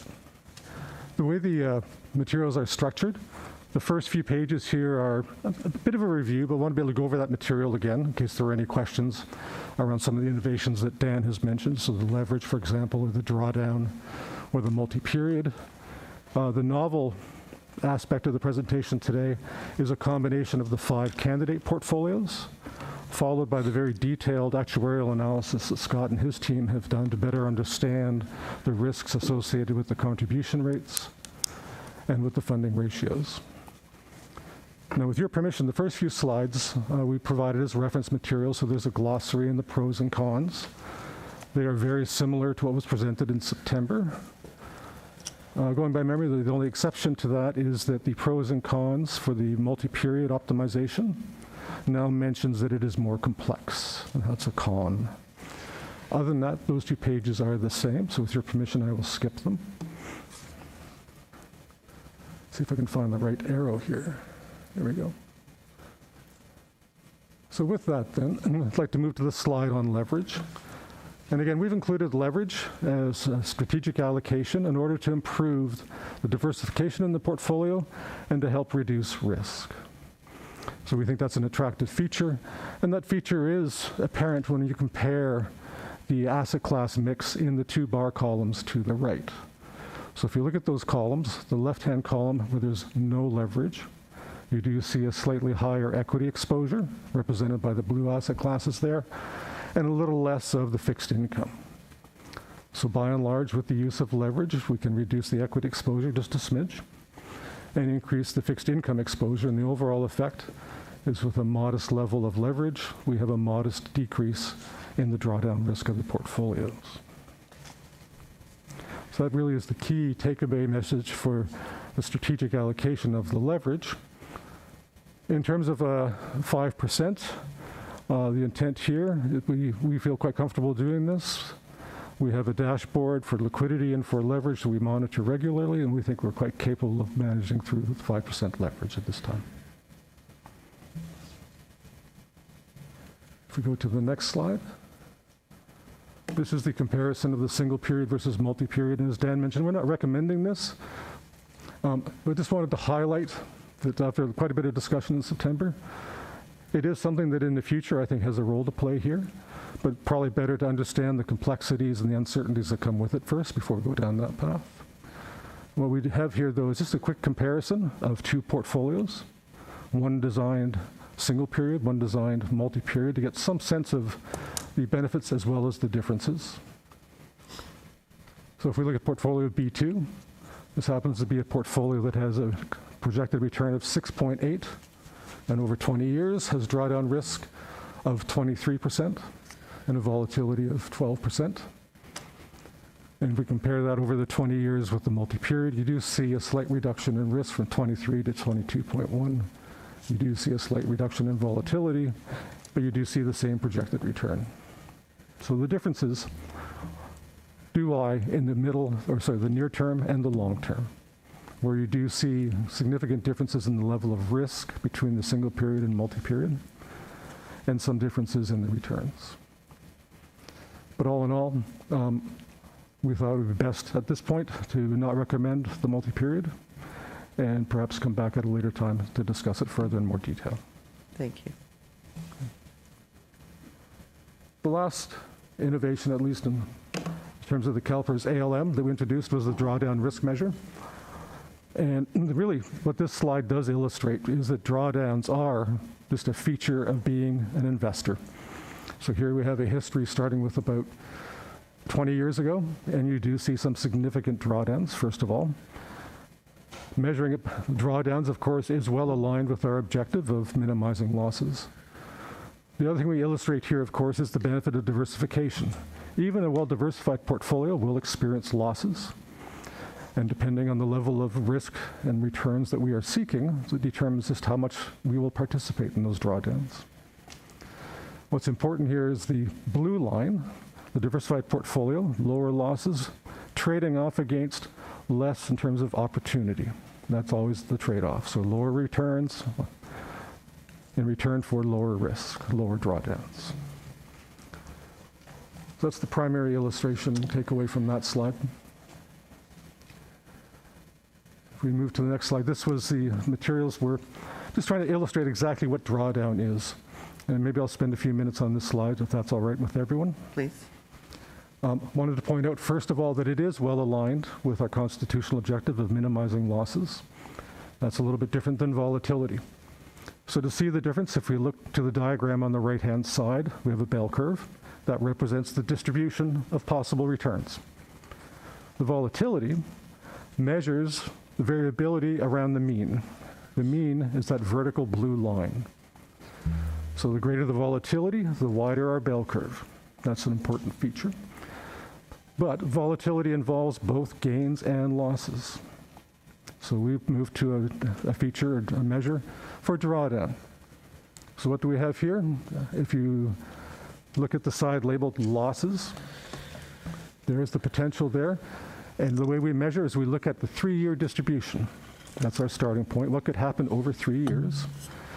And we simulate, we understand the nature of all the possible drawdowns in terms of the modeling there. And then we pick what we think is sort of an extreme drawdown. In this particular case, we take the worst 10% of all the drawdowns. That's the little red area that we've highlighted out of all the possible drawdowns. And we take the average value from the red. So it's basically sort of an average extreme loss, as best as we can model it. And the objective when we construct the portfolio then is for a given target of returns to try to minimize that potential loss. I'll stop there just for saying there's quite a bit there to unpack perhaps, and if there are any questions, I'd be happy to answer them. Not yet. Not yet. That bodes well. All right. We also mentioned here, of course, just on the left there are some decisions we've made as an organization to try to mitigate drawdowns as well. So that's another reason why we believe this measure is aligned with both our constitutional objectives, but also our strategic objectives of trying to minimize drawdown. So with that, we get to the novel part of the presentation today, at least the first part of the novelties, which is the actual 5 candidate portfolios. And again, they are a reasonable sampling of both levels of risk and projected return.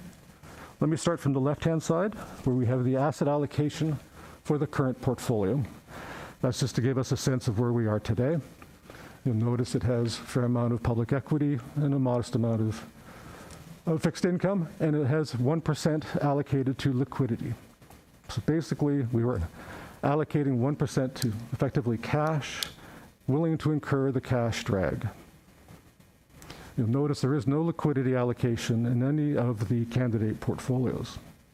And the reason for that is our level of confidence in our ability to now manage liquidity. We've mentioned, we have a dashboard, we monitor this regularly, we do stress tests, we look at liquidity over 7 days, 30 days, and 90 days, and we're always asking ourselves, do we have sufficient liquidity? And the answer is, yes, we have lots. We have treasuries, we have agency mortgage-backed securities, and we have lots of public equities. So we have lots of liquidity today. And even when we venture into these new portfolios, we believe we will have lots of liquidity at that time as well. So we're fairly confident we don't need to explicitly allocate to cash and incur that drag.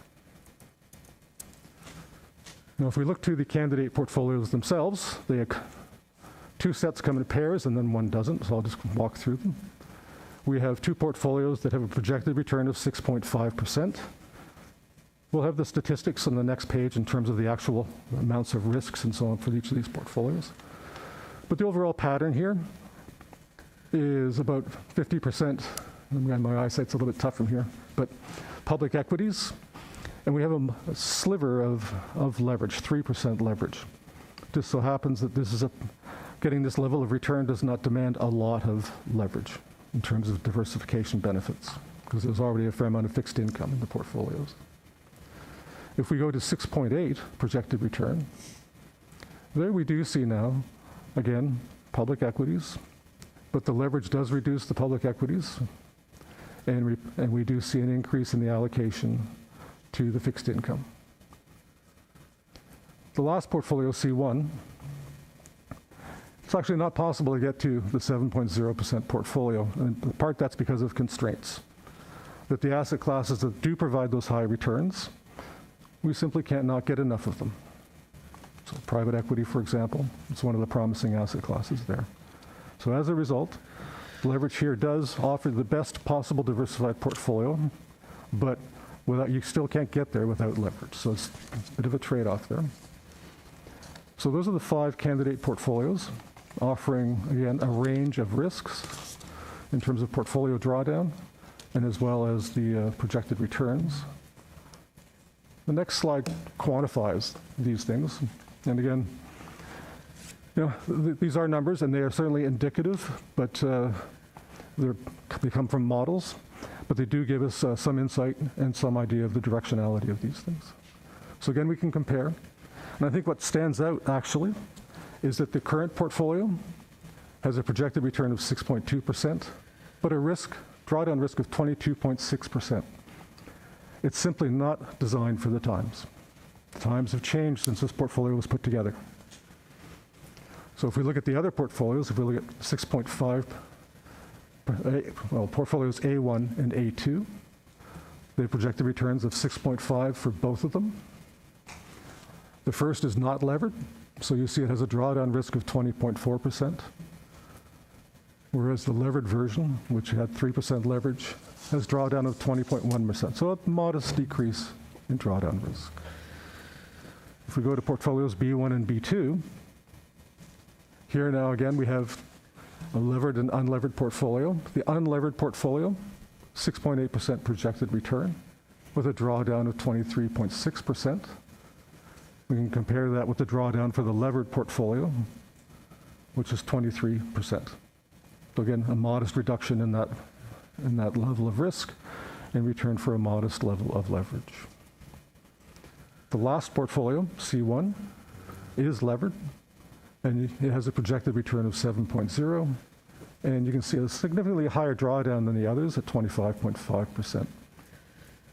So the pattern you do see, not surprisingly, is increasing levels of drawdown risk as we increase the projected returns. You can also see that compared to the current portfolio, they're all quite good choices in terms of the risk-return trade-off. So if there are no questions of me at this point, I will hand it over to Scott. I do have some question. So Ms. Brown, hold on. Thank you. Can you tell me why we don't have, when we look at A1 and A2, you used, or A2 you used 3% leverage, and you don't have a model that shows 5% leverage, and then again for B1 and B2, why you don't have a model that shows projected return at 6.8% with a 3% leverage? Because I'd like to see those comparables. Oh, okay, so what we actually did was put a maximum limit that we would allow the leverage to be. And we said 5%. We'd looked at 10 and we'd looked at 20 and thought, well, if we're easing into this, and we don't want to get into implementation details, that's something we can work through over the next little while. But this would be a good starting point. So the 3% meant that that particular portfolio didn't need to use the maximum amount of leverage that was available to accomplish the 6.5%. I mean, we can go back and do it. I understand that. So let me ask another question. You said we're easing into this. Are you saying that you're going to be, right now you're asking us for 5% leverage? Are you saying that you want to look at more leverage as you go forward? I think as an organization, we should be looking at these things and asking ourselves that question, yes. Dan? Yeah, we think leverage is a good tool in the toolkit for the board to try to maintain the returns, the desired returns, while keeping the portfolio diversified. Right now, though, we do think that asset prices are expensive given Fed intervention and other global central bank intervention. So as a result, we think the right answer is to go in slowly with just a 5% allocation. Now, as Sterling said, in the case of the 6.5% portfolio, the optimization was run the same way, only going at 6.5 versus 6.8, but because it was only going at 6.5, the optimizer only needed to use 3% of the leverage, as opposed to the full 5 when you go at 6.8. Thank you. Thank you. So I think our appetite for this leverage is right at the moment. I think 5% sounds good, but so let me move on to Ms. Middleton. And I'm going to turn you on. Let me know if you need me to turn you off, okay? There you go. All right, thank you. All right, Dan, thank you, and Sterling, everyone. You indicated that the current portfolio is just simply not up to what the demands are of the current How long has that been the case? That's hard to say, frankly. There was a review 2 years ago, so I'm thinking this happens over time. We've had a lot of events just in the last year, with COVID, for example. So hard to give you an exact answer. But. So we've had a lot of conversation around the question of leverage. As I understand it, that's not new to our portfolio, that we currently have leverage. How much leverage is currently in the portfolio? So we have, at the moment, I think around 7%, including the leverage in the real estate book, over and above the benchmark amount of leverage in real estate, plus the CLOs. And I think there's one other source as well. I forget what it was, though. Yeah, so right now the active leverage relative to the benchmark, and in some parts of the portfolio there is leverage in the benchmark, and depending on how you measure it, but right now the active leverage in the portfolio is about 4%. So benchmark relative leverage is about 4%. So if we move to a 5%, we are not making a dramatic change in terms of what we are doing when it comes to leverage. Is that correct? Correct. I think that's a fair characterization. All right. And there was a question regarding the C1 that would get to 7. And your answer was that that's not achievable because there just simply are not enough assets in private equity that would get us to that. Is that something that's clear over a long period of time, or is that just what it would take to be able to get to the numbers you need in a short period of time? No, I think for the short period of time, I think this is actually the case here, that there are constraints on how much of these asset classes. Over the long time, as we can try to work on relaxing these constraints, then there's the potential then to do more. But that's a long period of time. And Ms. Middleton, let me just clarify quickly. Getting to 7 is something that we can do with leverage. What Sterling said was that you can't get there without leverage given the constraints on the asset classes. However, we are working on ways to deploy more capital in all of the private assets, private equity, private debt, real assets, to try to raise those constraints, because we do think that you have to balance not going too fast, but really trying to figure out a way to deploy assets at scale while keeping our underwriting standards high and maintaining the focus on co-investment and the cost advantages. That's really the focus, is to try to bring those constraints up for consideration by this board, because we know we have less of those assets than many of our peers, and even some of similar size. If we were to be making a comparison to some of the best performing pension funds, would their asset allocations come closer to the 6.8 and 7.0 allocations that you're recommending, or what we currently have? There's a mixed bag there. I'd say a number of those funds will have significantly larger, but still a lower discount rate. So the reason I was sort of struggling there for a second is, but the allocations themselves would be larger. And would there be a change in the amount of fixed income investments if we were to get closer to what best practices are? Again, it varies. Those institutions use leverage in order to maintain a well-diversified portfolio. So again, they tend to have lower risk. They do have more private assets, and they tend to have a slightly lower return expectation. Is that it? Okay. Mr. Jones? Yeah, thank you, Madam Chair. Yeah, Dan, just a clarification. Mrs. Middleton asked what was the current leverage, and I think you said 4%. And then she said, well, we'll go from 4, increase by 1% to get to 5. But is my understanding correct that the 4% is part of the 20%? Yeah. And 5 is an addition, so it goes to 9 instead of 5. Correct. And if I gave the characterization that it was 4 to 5, then that was not correct. It's definitely 4 to 9. Now, I don't view that as a markedly significant difference. Yeah, I just wanted to clarify. But yes, okay, your math is correct, Mr. Jones. Okay. Is that it, Henry? Yes. All right. Ms. Yee?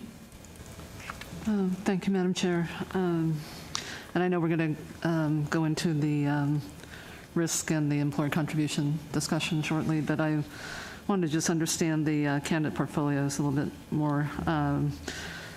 And thank you to Ms. Middleton for the clarification on C1 and the challenges that particular portfolio would present. And I guess if you were to look at just kind of the uncertain markets, you could make a case for portfolio A1, but we know that this is the one option that would increase employer contribution rates more than the others, and so that's a significant challenge. And I think what I'm really focused on is kind of these, the two options, B1 and B2, and I'm looking at them, and they don't seem all that far apart. I guess if we weren't going to make any change in leverage from what is currently in place, I guess just help me kind of think through, and maybe this is going to come up when we talk about risk, but particularly since the 6.8% discount rate is already known. It's been reset as a result of the RMS policy. And, but I guess, like, what's the convincing aspect about including leverage? Because they just seem very, very closely aligned, both B1 and B2. So, again, it's a strategic allocation, so this is a starting point, something that would help the organization become familiar with being familiar with having a fixed allocation, and that over time we could have further conversations and ask ourselves if we are comfortable with this and if we think we are getting the benefits around diversification that we believe we will. And if so, then over time and future ALMs and so on, we could ask ourselves if perhaps we would like to do more. But without starting, it would be hard for us ever to have that conversation. Okay, yeah, I mean, I was really trying to kind of see what the distinction was at this point, since they both really look very similar in terms of diversification and drawdown risk and volatility. And so if we were not to entertain any change in leverage at this point in time, I guess what's the argument to refute that a decision to not make any change in leverage at this time? I'm sorry, I couldn't hear very well. Why don't I take a stab at it? Yeah. So it's a great question, Ms. Yee, and it is the case that what we're starting with is a modest amount of leverage, right? And I would say the big argument for there, as Sterling said, is to get started, to start seeing if we're comfortable adding leverage to the strategic asset allocation, and we could always come back from that. But we do think it is a good tool to have in the toolkit, and we do know that. Some of our sort of, Ms. Middleton talked about some of our, sort of best performing and best practice plans. Most of our counterparts to the north, state of Wisconsin, and some of the best performing U.S. plans, they do have leverage in their strategic asset allocation. So we do think that it's a best practice to add. The biggest differences, while your point is accurate, they're not huge, but you can see that portfolio B2 goes, for relative to portfolio B1, goes from 34% cap-weighted equity to 30% cap-weighted equity, goes from 4% investment-grade corporates to 10%, so again, more of the fixed income assets and a little less of the equity assets. And then if we do move on to the next slide, you can just see that, again, B1 versus B2, 23.6% drawdown risk for B1 with no leverage, and then 23% drawdown risk for B2 with 5% leverage. Yeah. So again, not striking differences, but all directionally accurate differences that we think reflects a slightly better portfolio. Okay. And I guess I'm still, sometimes you read something that's just on paper and it just sticks with you. But the question I asked earlier about, the resulting higher losses with certain market conditions in place. And so I guess ultimately the question is, does the risk outweigh the benefit? And we won't necessarily know that at the outset, but it is something that I think about when we embark more down the road of just increasing our leverage capability. And I would say the main environment where that gets us, and Arnie and I were talking about this a little bit earlier, and it goes back to Mr. Jones's question. Yeah. In a hyperinflationary environment, you would probably see both equities and bonds sell off at the same time and by the same magnitude, and that's an environment. Now, again, if we go back to that slide on drawdown, I think it's slide, what is here, 8, please. So when we model the drawdown, and that Sterling talked about it, that 10% worst periods where you have a 3-year period where the market comes down, the way that these curves were generated was by basically running 5,000 simulations. So when you run those 5,000 simulations, there are a few of them where with leverage you get a worse drawdown. Mm-hmm. But of the 5,000, it's a very modest few relative to much more where you have a better outcome from having the leverage. Yeah. Okay. All right. Thank you for the explanation. Thank you, Madam Chair. Thank you. All right. I think that's all the questions for right now if we want to move on. Thank you.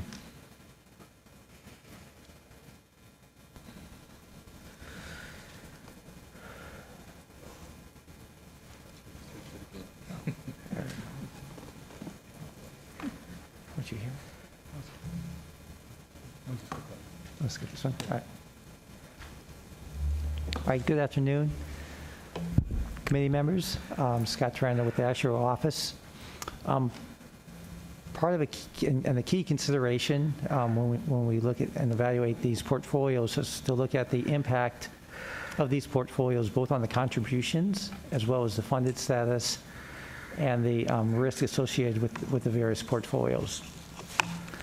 So what we have here is we're going to step through the impacts, on the state miscellaneous plan and the schools plans, 2 state plans. We're going to go through contributions and risk, and then we'll move over to the impact on the public agencies. So kind of covering state plans first, and then moving on to public agencies. So starting off with the state miscellaneous and schools plans, what we have here is we have projected contributions under the what we call the baseline contribution and the 3 different discount rates that we're looking at. The baseline, what we call, is basically taken from the June 30, 2020 valuation results, and it's reflected by the dashed black line. And then we have a colored line for the 3 various discount rates displayed here. Some things to note is that the rates all trend down over the next 5 years, regardless of which discount rate's chosen. And we also should note that the rates under all the discount rates are lower than the projected rate under the 2020 valuation. The reason those rates are all lower is the 21% return, investment return that was obtained last year. So you can see it's very similar pattern between the state miscellaneous and the schools pool. Rates go up and then tend to come down. You see more of a spike with the 6.5 discount rate compared to the other 2 plans or discount rates. That's due to, part of that is due to the risk mitigation policy. The risk mitigation policy makes sure there's not an increase in contributions on the unfunded side for the 6.8, and that's why you see the rate staying fairly level and then dropping after that. But you do see that spike with the 6.5% discount rate.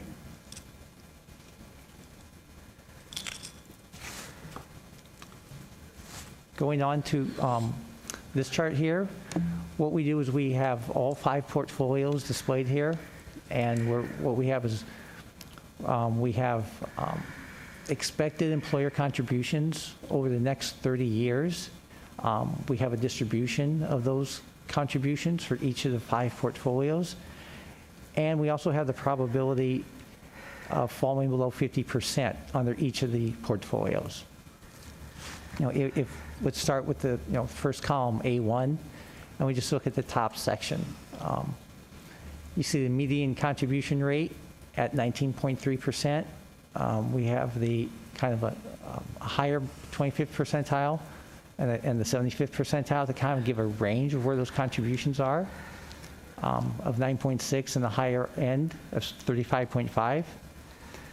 And below that, we have the probability of falling below 50%, and that comes out as 12.8%. Going across, we have that same information for all 5 portfolios for the state plan, and then underneath it, same information for the schools.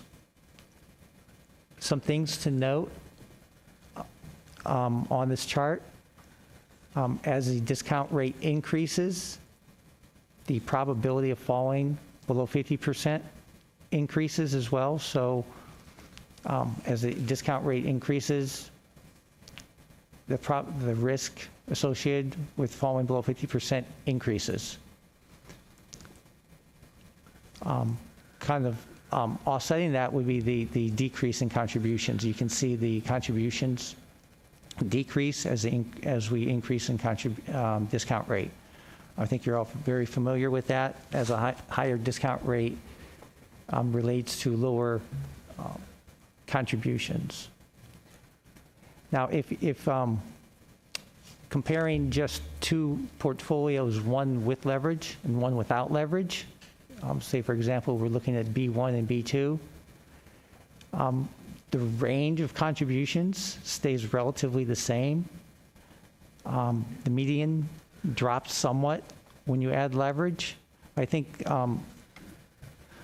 what seems evident is that the probability of falling below 50% drops when you add leverage. For portfolio B1 versus B2, that probability for the state plan dropped from 19.4% to 17.7%. And it was similar for the schools as well.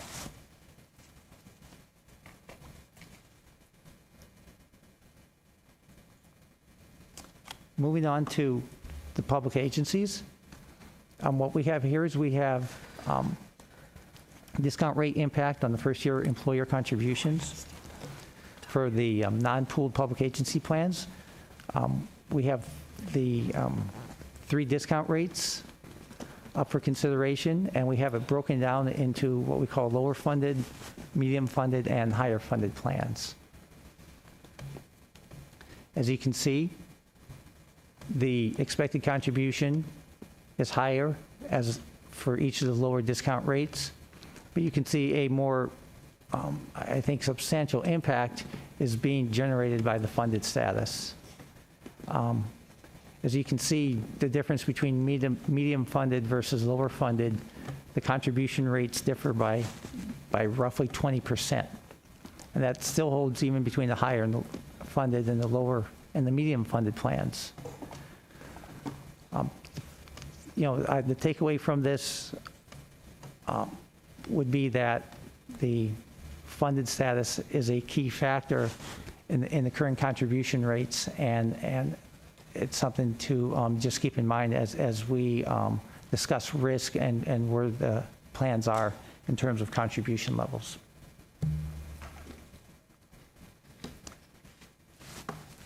For public agencies, we've kind of taken the same information that was in the chart and we put it in the graph information and we split it out. For here, we looked at the average employer contribution rate for public agencies for the 5 portfolios. We've kind of graphed out the distribution of those average rates over the next 30 years, and we have the median rate on the far right to kind of give you some perspective of where those rates fall. The distributions, looking at them, are very similar. It's slightly different between the discount rates. Obviously, between A1 and A2, they're fairly identical, as well as B1 and B2. And as the discount rate increases, there's obviously a shift towards lower contributions. The median rate, you can see on the far right, obviously decreases as an increase in discount rate.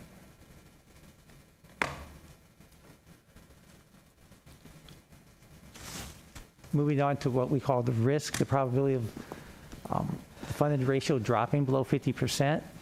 We see more disparity between these, especially between the A portfolios and the B portfolios and the C portfolios.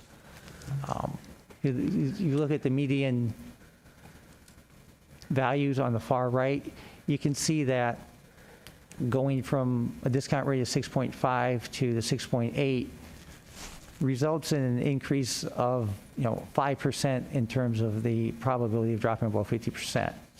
So you're going from say around 15% up to 20%.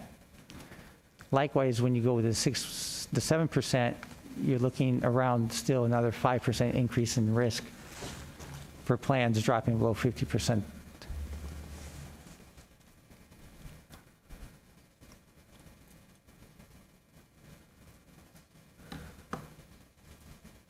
And here's where we discuss the impact on PEPR member employee contributions.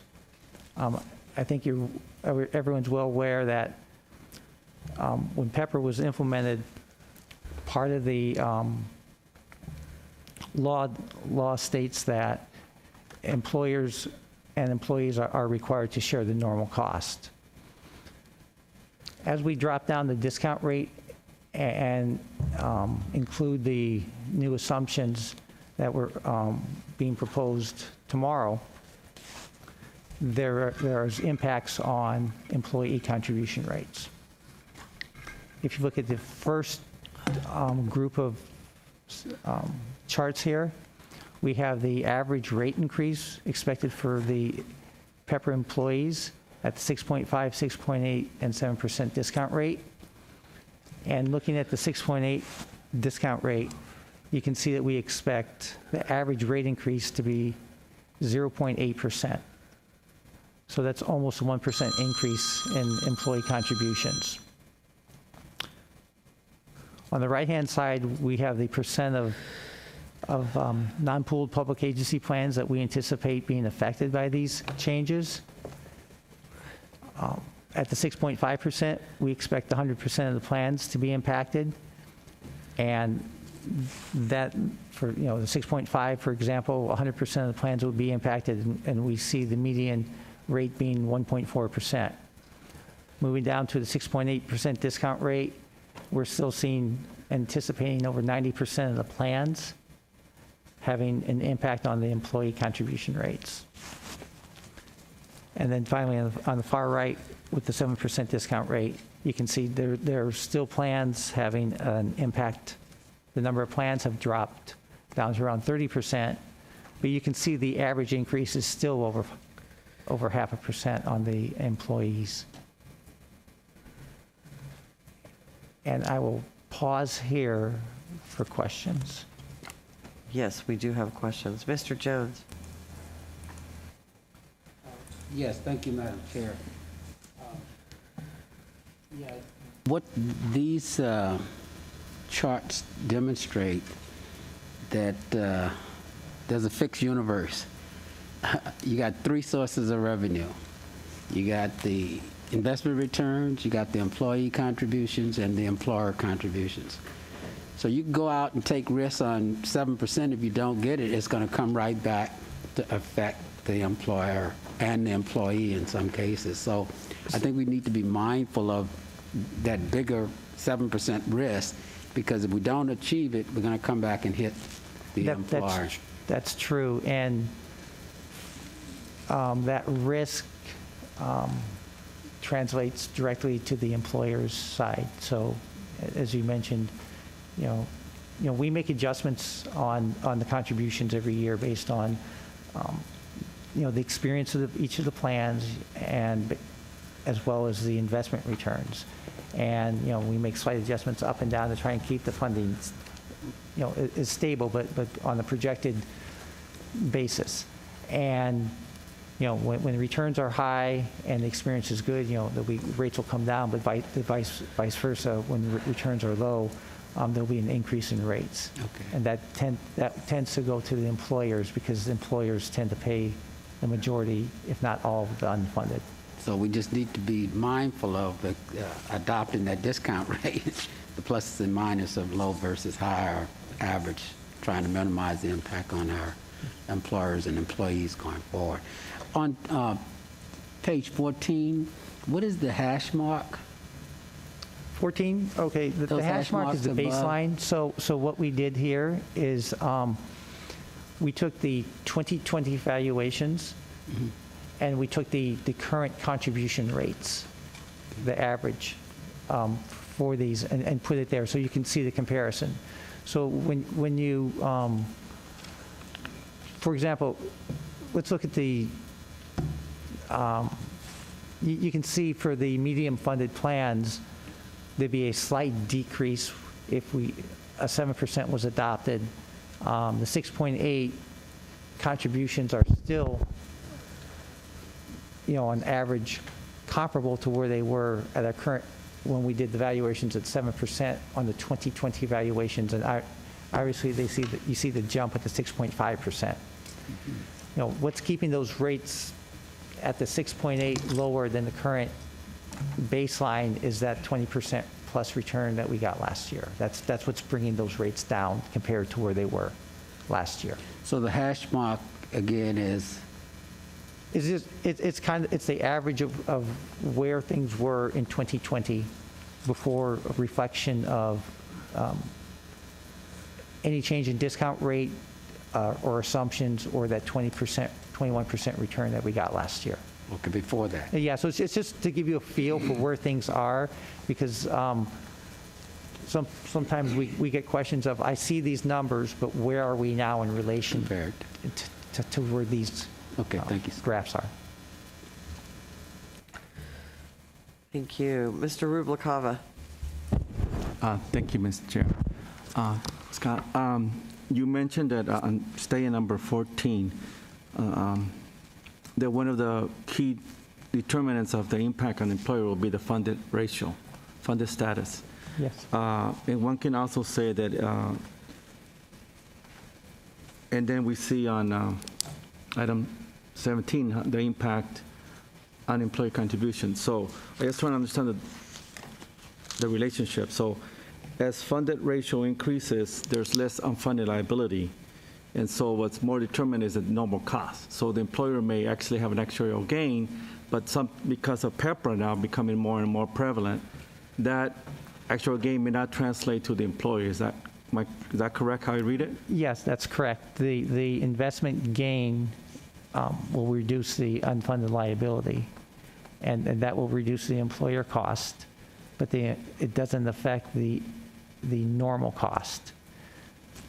So thank you for clarifying that. So then my question is, under these, the candidate portfolio allocations, in all of them, I'm assuming normal cost increases anyway, right? And it's offset depending on the employer's funded status? Yeah, there are some pages in the appendix where we actually broke it down by normal cost, unfunded, and total for public agencies, and you'll see that the normal cost is going up, always. Well, for the majority of the benefit formulas, the normal cost goes up, there's a large decrease on the unfunded, and then the total contributions, there's a range. Some plans are going up, some plans are going down, and you get that distribution. But you'll see increases more substantially on the normal costs. The unfunded, you'll see decreases pretty consistently. Thank you for that clarification. Thank you. Thank you. Okay, Ms. Middleton.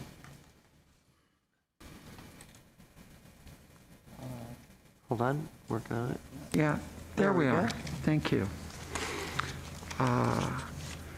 So President Jones raised a really good question that if we set a goal and we don't achieve it, then we're still going to end up having costs go up for the employer and for employees.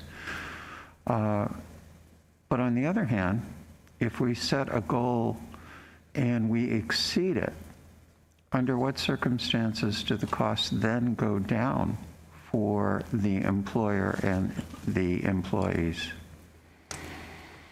When there's gains in the system, obviously we would reflect that in the overall contribution rate, and the unfunded contribution rate would be lower compared to what it was previously. For most of the plans within PERS, the employer pays 100% of the unfunded liability. So they would see those gains as a reduction for the employer side. For the employees, it's the employees, for the PEPRA employees, are based on half the normal cost. The normal cost is not affected by gains and losses on the investment side. whether a plan, for example, whether a plan's 100% funded or 80% funded or 60% funded, the normal cost is the same.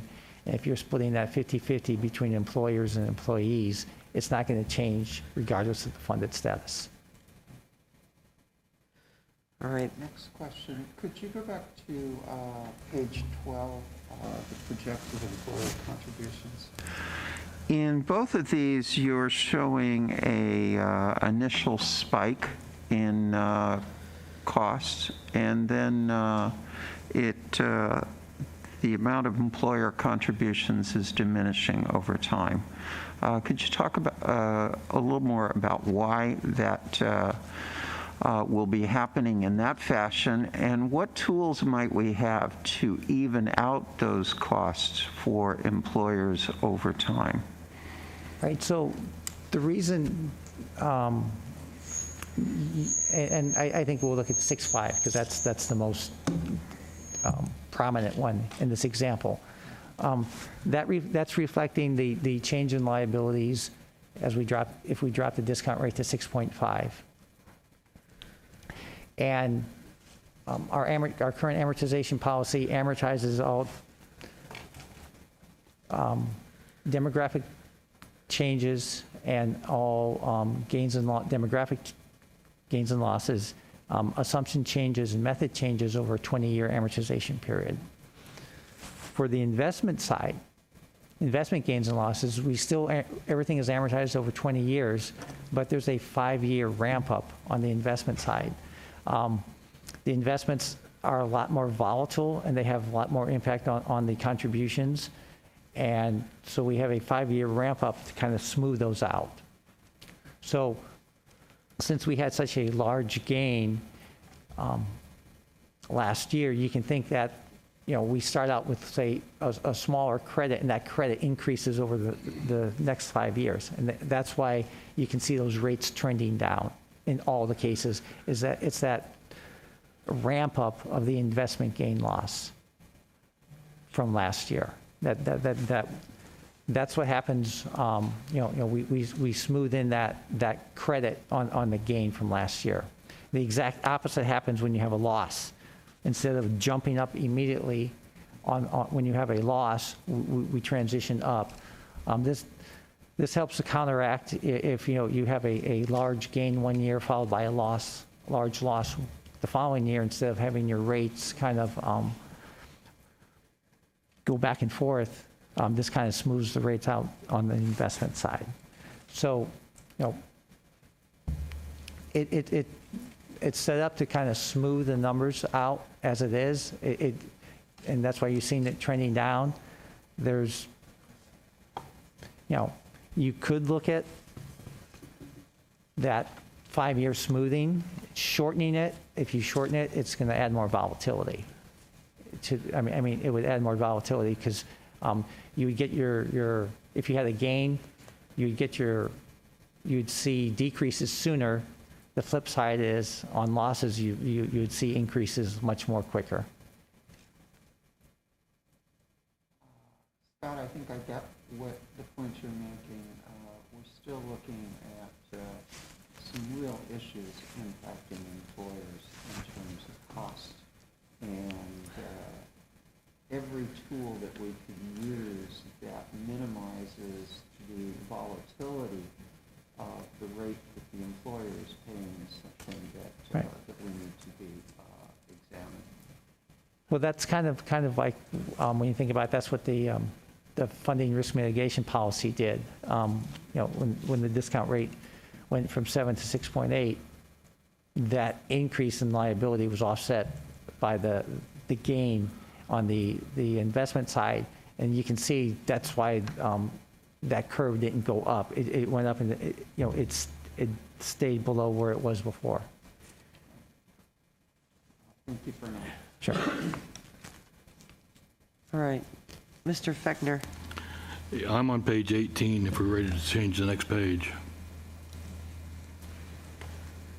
You're on page 8.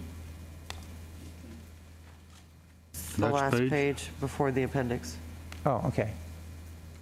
Back one, back two. Keep Sorry. going. There you go. That's the page. Okay. From my perspective, after having studied this for months, having staff preparing us for months on this, and actually doing a lot of research and listening and educating ourselves, hearing from the stakeholders this morning, I'm prepared to move option B2, including the 5% leverage. Thank you. I have a motion on the floor for option B2. Do I have a second?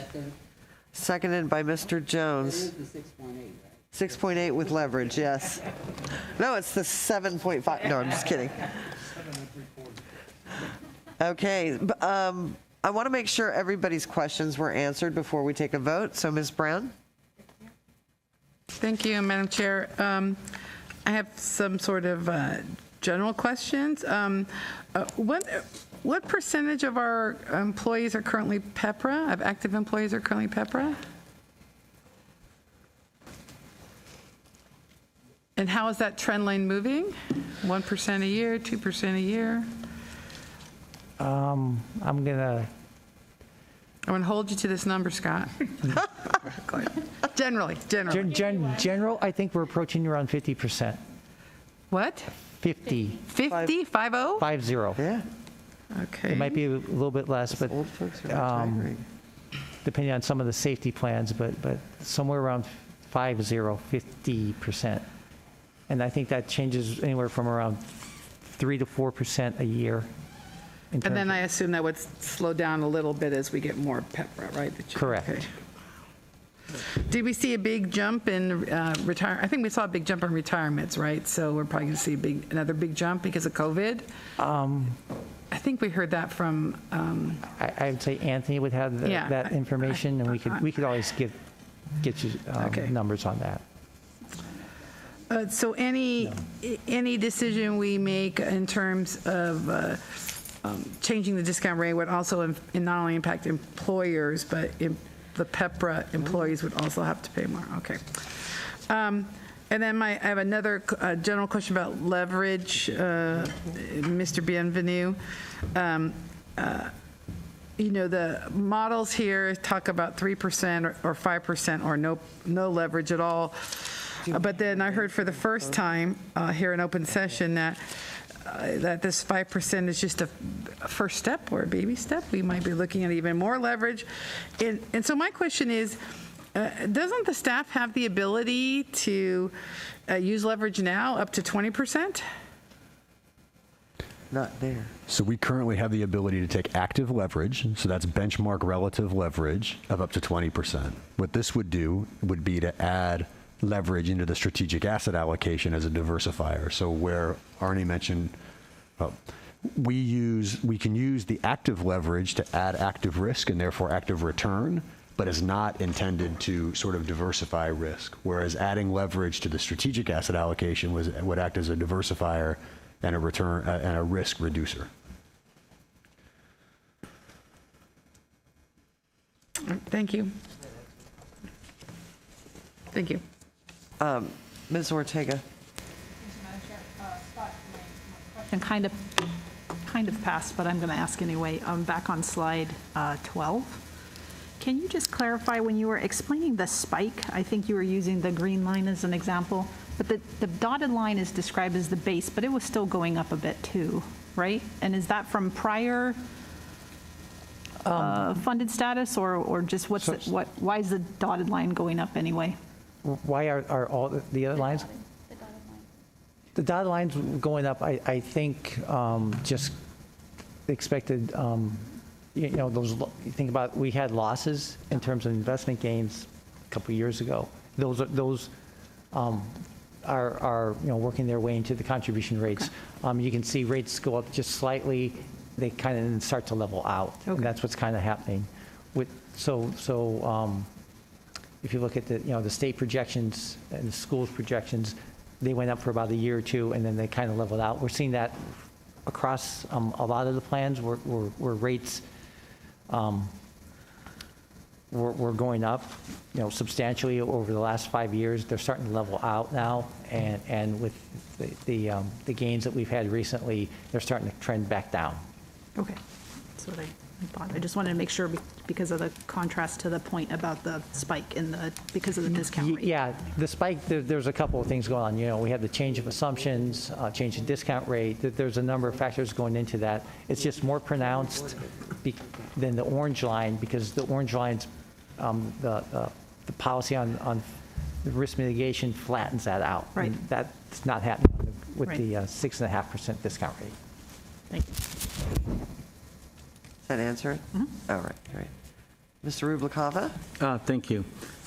Yeah, my question was about I think chart number 12 and the previous question, Ms. Margaret, sort of, you're seeking clarification here. So I see one of our roles on the board is to seek to stabilize the employer contribution rate. And so that means reduce volatility, which is a lot in the equity side.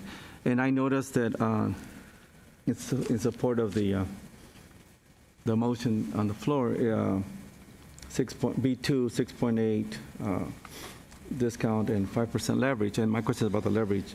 It does, compared to B1, it does reduce the global equity, increases the investment grade corporates. But my question is, so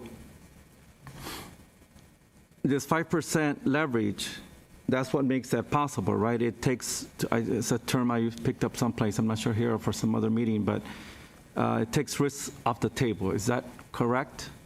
As opposed to, because you were talking about differentiating between the other kind of risk, which is more to try to seek more, the other kind of leverage was to seek more returns. This is more to a new tool that we're introducing to try to use the term to other languages to diversify, but also it's less risky, isn't it? Is it not? Correct. It lands you at a portfolio that's more diversified. By using leverage, it lands you at a portfolio that's more diversified, that reduces the drawdown risk slightly. And then I hadn't spoken to this because of the fact that Scott is the actuarial expert, but if you go to slide 13, you can see that in the actuarial space, it does reduce the probability of the funded ratio falling below 50% for both state miscellaneous and schools. So if you look at B1 and B2, they go from 19.4 to 17.7 for state miscellaneous and from 20.2 to 18.6. Yeah, so, and is that the market fluctuation that actually impacts the employer contribution the most, correct? So and that's what we're trying to address right now. Yes, that's correct. Thank you, Scott. Thank you for the clarification and Okay, great. Henry? Thank you, Madam Chair. It just wasn't, there we go. Okay. Madam Chair, I would like to, on the issue of leverage, the leverage for the portfolio diversification of 5%, when staff returns with the whatever execution strategy they bring back, I would like to request that they also bring back an option for the board to consider reducing the 20 to 15 when they add the 5% leverage portfolio strategy. Yes. So, Dan. And I understand that while we have a motion on the floor, but we want to hear from public, if there are any public comments before we vote. Right, we still have a couple of comments and then public comment. So, yes. But yes, Mr. Jones, those will be parallel paths, right? One path will be an implementation plan in terms of like trading and how we get there, but the other path will be policy language. And in that policy language, we will make sure that we bring you the option of moving the 20 down to 15. And we'll take that as direction. Great. Thank you for remembering that, Henry. Ms. Middleton. I want to thank President Jones for inserting the change in leverage to 15 to as we add 5, which I think keeps us at a very consistent place. And I very much want to thank staff for all of the work that has gone into this and all of my colleagues on the board for the work that you have given on this. We have an extremely difficult decision in front of us, and as I have read the literature and looked at it, Our portfolio has been one that does not meet current times and one in which greater risk can be prudently taken on. And I think we need to explore all of those opportunities with great reluctance, before I can vote to approve a change that would take us from a 7% target to a 6.8% target. I think we need to exhaust every opportunity, including consultation with the new Chief Investment Officer. So I think this vote's going to go forward, and with great reluctance, I will have to vote no. Thank you, Ms. Middleton. So I too want to thank the staff for all their hard work, and the board for all of our questions and making sure that we are on the same page. I have one public comment to go forward, and then we will vote. Mr. Jelensik? I'm sorry, two public comments, one on the phone.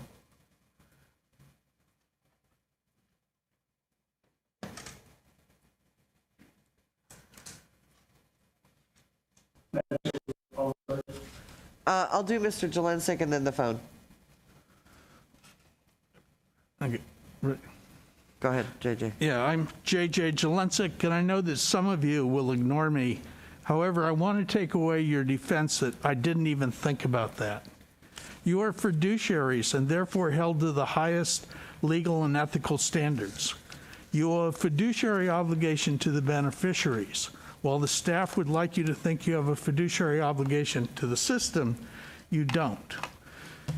Some of you claim to have a fiduciary obligation to the employer. You do not. As fiduciaries, you have a legal obligation to invest as prudent experts. As experts, you must decide if increasing risks when assets are already fully valued is prudent. I remind you of a couple of your public investment beliefs, which may or may not be the same as your private beliefs. CalPERS will only take risk where we have a strong belief we will be rewarded for it. Costs matter and need to be effectively managed. Even so, every one of the suggested portfolios increase the allocation to private equity, even though your own capital market assumptions show that you will not be paid for the additional risk. You are taking on risk to benefit the employers. You want a higher discount rate to hold down employer contributions and reported liabilities. The employers are not the group to whom you are fiduciaries. According to the transcript of the August 7th, 2020 illegally closed Board of Administration meeting, most of you were great admirers of Ben Ming, even as you were told of his illegal actions. You regretted the loss of his extraordinary leadership. In your paranoia, you saw leaks. The truth is there were no leaks. People looked at the public record and saw the contradictions you refused to see. It's yet another example of the importance of the Bagley-Keene Open Meeting Act and the California Public Records Act. Laws that make public corruption more difficult, laws that you make great efforts to avoid. Let me remind you that the much admired Ben Ming told you on numerous occasions that the market would not give you 7% just because you wanted it or needed it, and it won't give you 6.8. As prudent investors and fiduciaries of other people's money, the focus should be on what level of risks are acceptable. The focus and emphasis on the discount rate is misplaced. Thank you. Okay, Mr. Fox, go ahead. Yes, Madam Chair, we have one caller from the city of Hayward, Sarah Lamnan. Good afternoon, everybody. Thank you, everybody, for your work on this item. I wanted to share my concerns, as President Jones articulated well, about leverage. Spending money that wasn't already in the bank is part of how we got to the challenges that we face today. And I'm not pointing fingers about how we got here. We're way past that.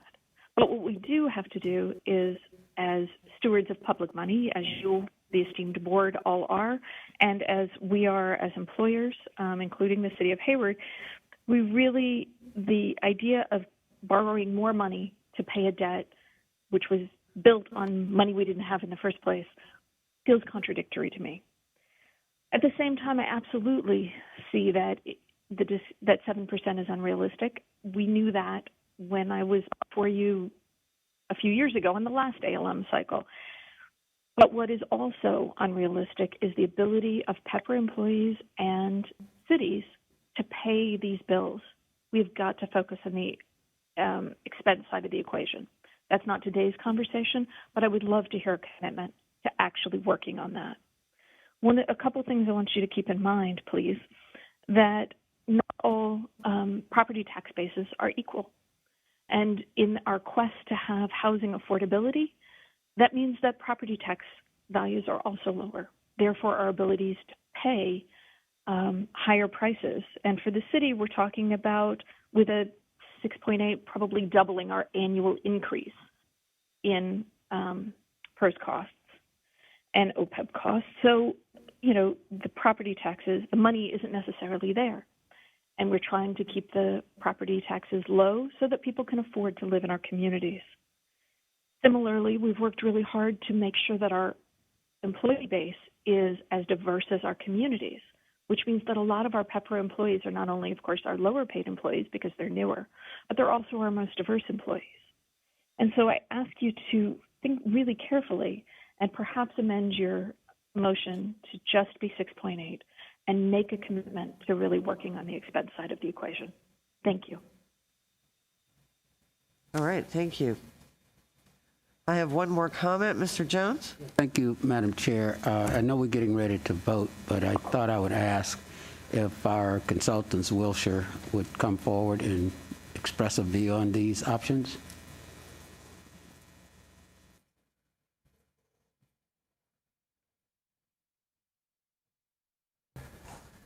Thank you, Mr. Jones. Good afternoon. Tom Tote with Wilshire Advisors. Our opinion letter is included in your materials, and so there's more detail there.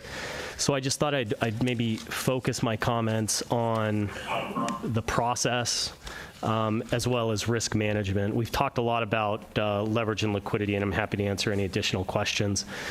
So we're comfortable that the process that the investment committee went through was comprehensive and took into consideration all appropriate factors for making an informed decision. And that includes both expectations around capital markets performance, but also the impact that they have on other liability measures, whether that's contribution rates or the funded ratio. And this process resulted in these alternative candidate portfolios that do have a superior expected return to drawdown ratio relative to the current portfolio, and aligns with the portfolio priority to protect the funded ratio. The difference in the risk across the portfolios is primarily driven by the total allocation and the makeup of the equity portion of the portfolio, whether that's public or private equity. And while these equity assets are expected to have higher returns over time, they also come with downside volatility. And so risk management is really important, and that needs to be managed by incorporating diversifying assets into the total portfolio. And in Wilshire's view, each of the candidate portfolios does appropriately diversify and that to mitigate that drawdown risk to the extent possible, given your return objectives.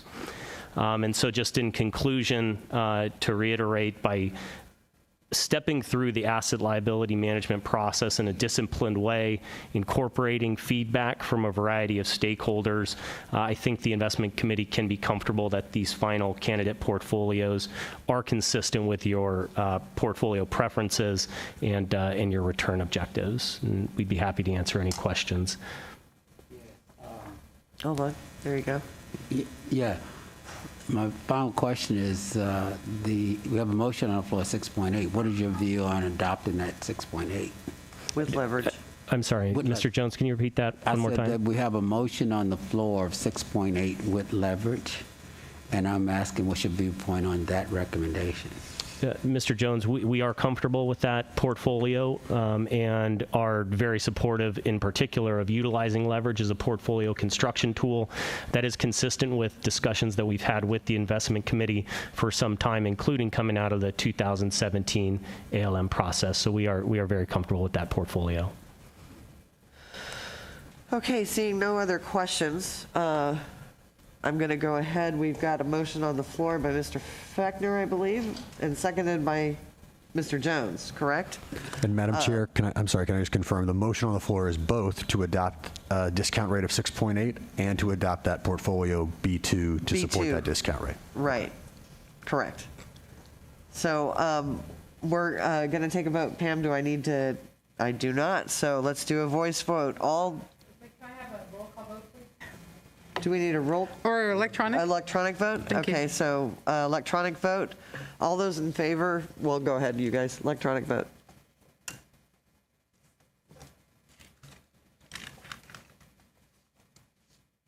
Ooh. All right, so it passes. So thank you, everybody. And we are moving on. So it was... Oh, I'm sorry, I was going to say 7. Agenda item 8, independent oversight review of survey results. Yes, I don't see you. Hold on. Everything moved. This new program, sorry. Under the recommendation for the last item, there was some next steps. And the second bullet was about communicating with the implication with the stakeholders. I want to make sure that we keep in mind the members who pay their contribution, because they don't have depending on the funded status, they don't, either way, they don't have the same mitigation like the employers may have, depending on their funded status or long-term, the curve, we're bending the curve down for the employer contribution for the employer, I think. But the employee, especially the PEPR members, will see an increase in their contribution rate. I think initially, you want to go into that, Dan? Isn't it the same as no. The employer? No. And so I just want to make sure that that's communicated, that this is basically to, I'm not sure what the language will be, but basically we want a healthy, fiscally secure benefit for them, and this is the way to make sure. Because when I voted no, yes, I knew there was also potential impact. There was a potential. There is an impact, adverse impact on the employee contribution rate. Right. So that could somehow be considered in the communication to the stakeholders. So yes, Mr. Rubalcaba, that will definitely be part, speaking to both employers and our labor partners on the impact of this as when we talk about our stakeholders, it includes both. Thank you. Thank you, Mr. Chair. All right. Okay, and now we're moving on to 8A. Before we do, I just really want to just say thank you to Michael Cohen and our finance department for all the partnership and teamwork. Certainly Scott Tarondo and the actuaries, Brad Pacheco and his team for all of the work with our stakeholders, because there's been a lot of work there. Finally, Marcy's leadership. This has been a lot of work and landed us at a what I believe is a good place. So and thank you to you, the board, for the support in the process also. So with that, we will move on to the survey of the board members regarding investment consultants. And we have Kristen Lamantia here joining us. So Kristen, over to you. Thanks, Dan. Good afternoon, Madam Chair and committee members. Kristen Lamantia, CalPERS team member. I'm here today to go over the annual evaluation survey results of your board investment consultants. As shown in the agenda item, the Enterprise Strategy and Performance Division, or ESPD, acts as a neutral third-party administrator of the board investment consultant surveys. The questions asked this year are the same as in previous years. 8 committee members responded to the 3 surveys: Wilshire Associates General Pension Investment and Makita Investment Group for both private equity and real estate. The comprehensive results for all of the consultant group surveys are included in your materials in the form of charts representing the various answers selected by the participating committee members. And for comparison, we have displayed the results for both 2020 and 2021. With that, in the interest of time, I will stop here and ask if there are any questions. Yes. Hold on a second. Mr. Jones. Yeah, thank you, Madam Chair. It's not a question, it's just a comment. I think you indicated only 8 board members responded to the Yes. survey. I would just call on my colleagues to please participate in this because it is a holistic process that we all are affected by what our consultants advise us on. So that's just a comment. Yes. And I did send out the notice quite a bit. All right, there are no more questions. Thank you. Thank you. So we are on, excuse me, summary of committee direction. Thank you, Madam Chair. And Arnie, I believe, captured committee direction for us today, so I'll ask Arnie to cover that. Yes, so I have 2 items today. First one, we'll be sending an email to the board showing China equity performance versus the overall global equity performance for the last 3 years. And then the second item, during the implementation discussions of the ALM, we will bring back the option of lowering the active leverage limit from 20% to 15% for your decisions. Active, okay. I don't remember anything else. So that sounds like it is it. So that means it brings us to the I'm sorry, end. Madam Chair. We also have the direction to come back on Apollo that came from the public comment. That's right. And then finally, your request on potential for stranded assets in a report, Ms. Middleton's request for renewables and exposure and the like, and then subject to Madam Controller's framework around how to bring that. And Ann and I have already talked about how we bring that back. Good. Great. Thank you. Thank you for remembering, because I totally forgot. All right. With that, the open session of Investment Committee is adjourned. And I guess tomorrow we are 9 a.m. Finance Administration. Sorry, do you want to adjourn, or because remember that we're Finance and Admin and then continuing in Investment Committee? Do we want to I'm sorry. not Yes, adjourn so and then we continue? will, I didn't know if we not adjourn and continue with we'll the last 2 continue items. on Monday after Finance Administration. Thank you.